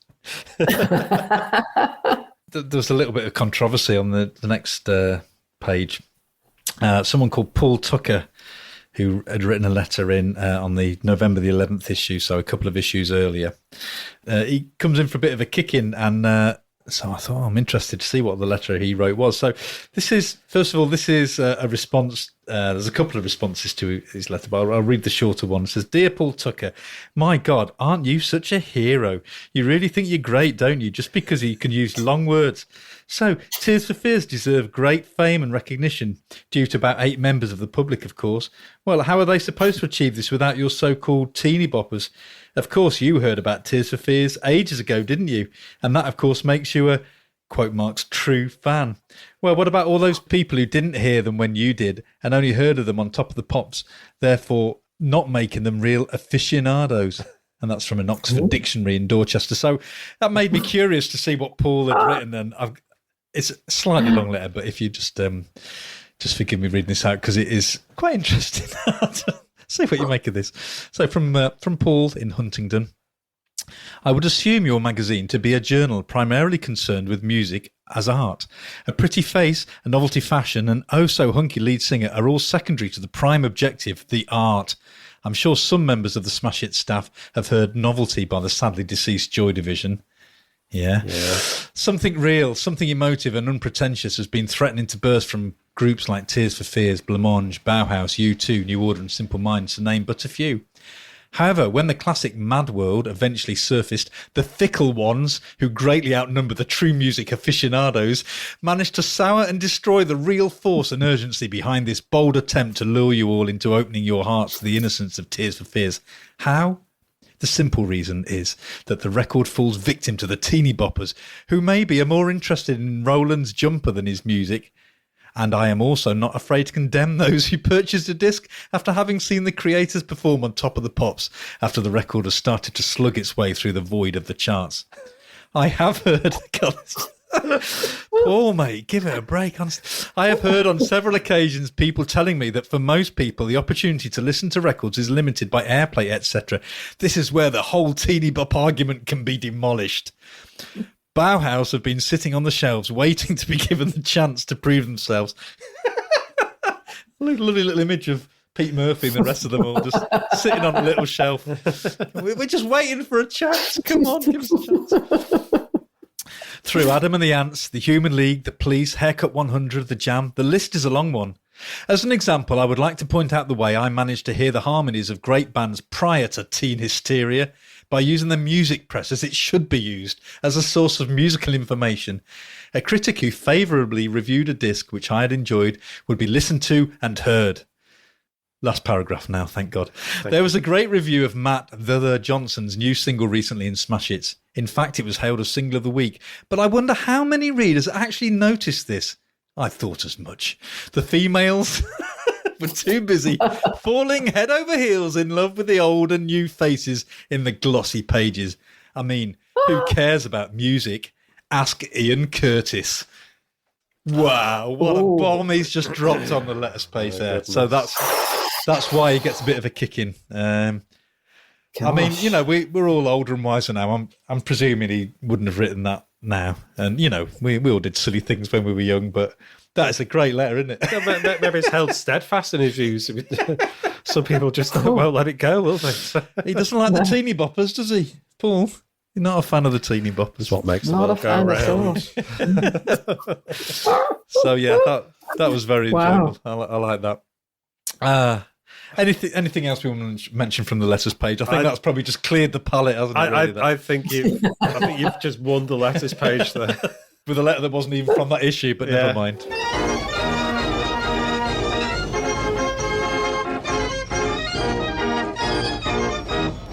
Any final thoughts, Helen? You said at the beginning you'd really enjoyed kind of going back and revisiting, and as you were talking about the book, you were talking about kind of going back and thinking about the past. Has it been a nice experience going through this magazine again? It's been great. I really enjoyed it. One thing you didn't mention was Barry. I found my real name. I know. I glossed over that. Yeah. Well, how did you feel? Was that kind of an exclusive at the time? Had it been in the newspapers or? I think it had been. I mean, because Kevin had spun this story about meeting me at a bus stop and putting a cassette through my door, and you know, he'd wanted me to join the band, and I was saying no, I'm only into classical music. This is all just a story. And then apparently I was meant to have listened to the cassette and been bowled over, and then contacted him, and that's how I joined Dexys. But that story was quickly sort of smashed in Bristol, you know, where some of the reporters who got hold of were ringing my mum up, you know, and obviously found out the truth. But they kept the other story going because it was far more interesting, you know. But yeah, it was quite sweet really when people were, we found out her real name, you know, she's not really Irish. But I must admit it was a bit confusing for me at the time because I sort of had to keep this identity up for the band, and knowing that some people knew, some people didn't, and it was a bit schizophrenic at times. It's quite funny because many years later, Kevin actually apologised. It's quite sweet. He said, he apologised if it had caused me any grief, but actually, it didn't cause me any grief. I really love the name. I've always kept it, and I just like the idea that he was thinking like that. That it was a very theatrical way of looking at his art, you know, and giving people new names and everything. So it didn't bother me at all. But I thought it was very nice of him to think that it might, you know, it could have caused me difficulties, you know. Anything for you, Si? Well, the thing I noticed, I got to the end of the magazine and I thought, there's something missing.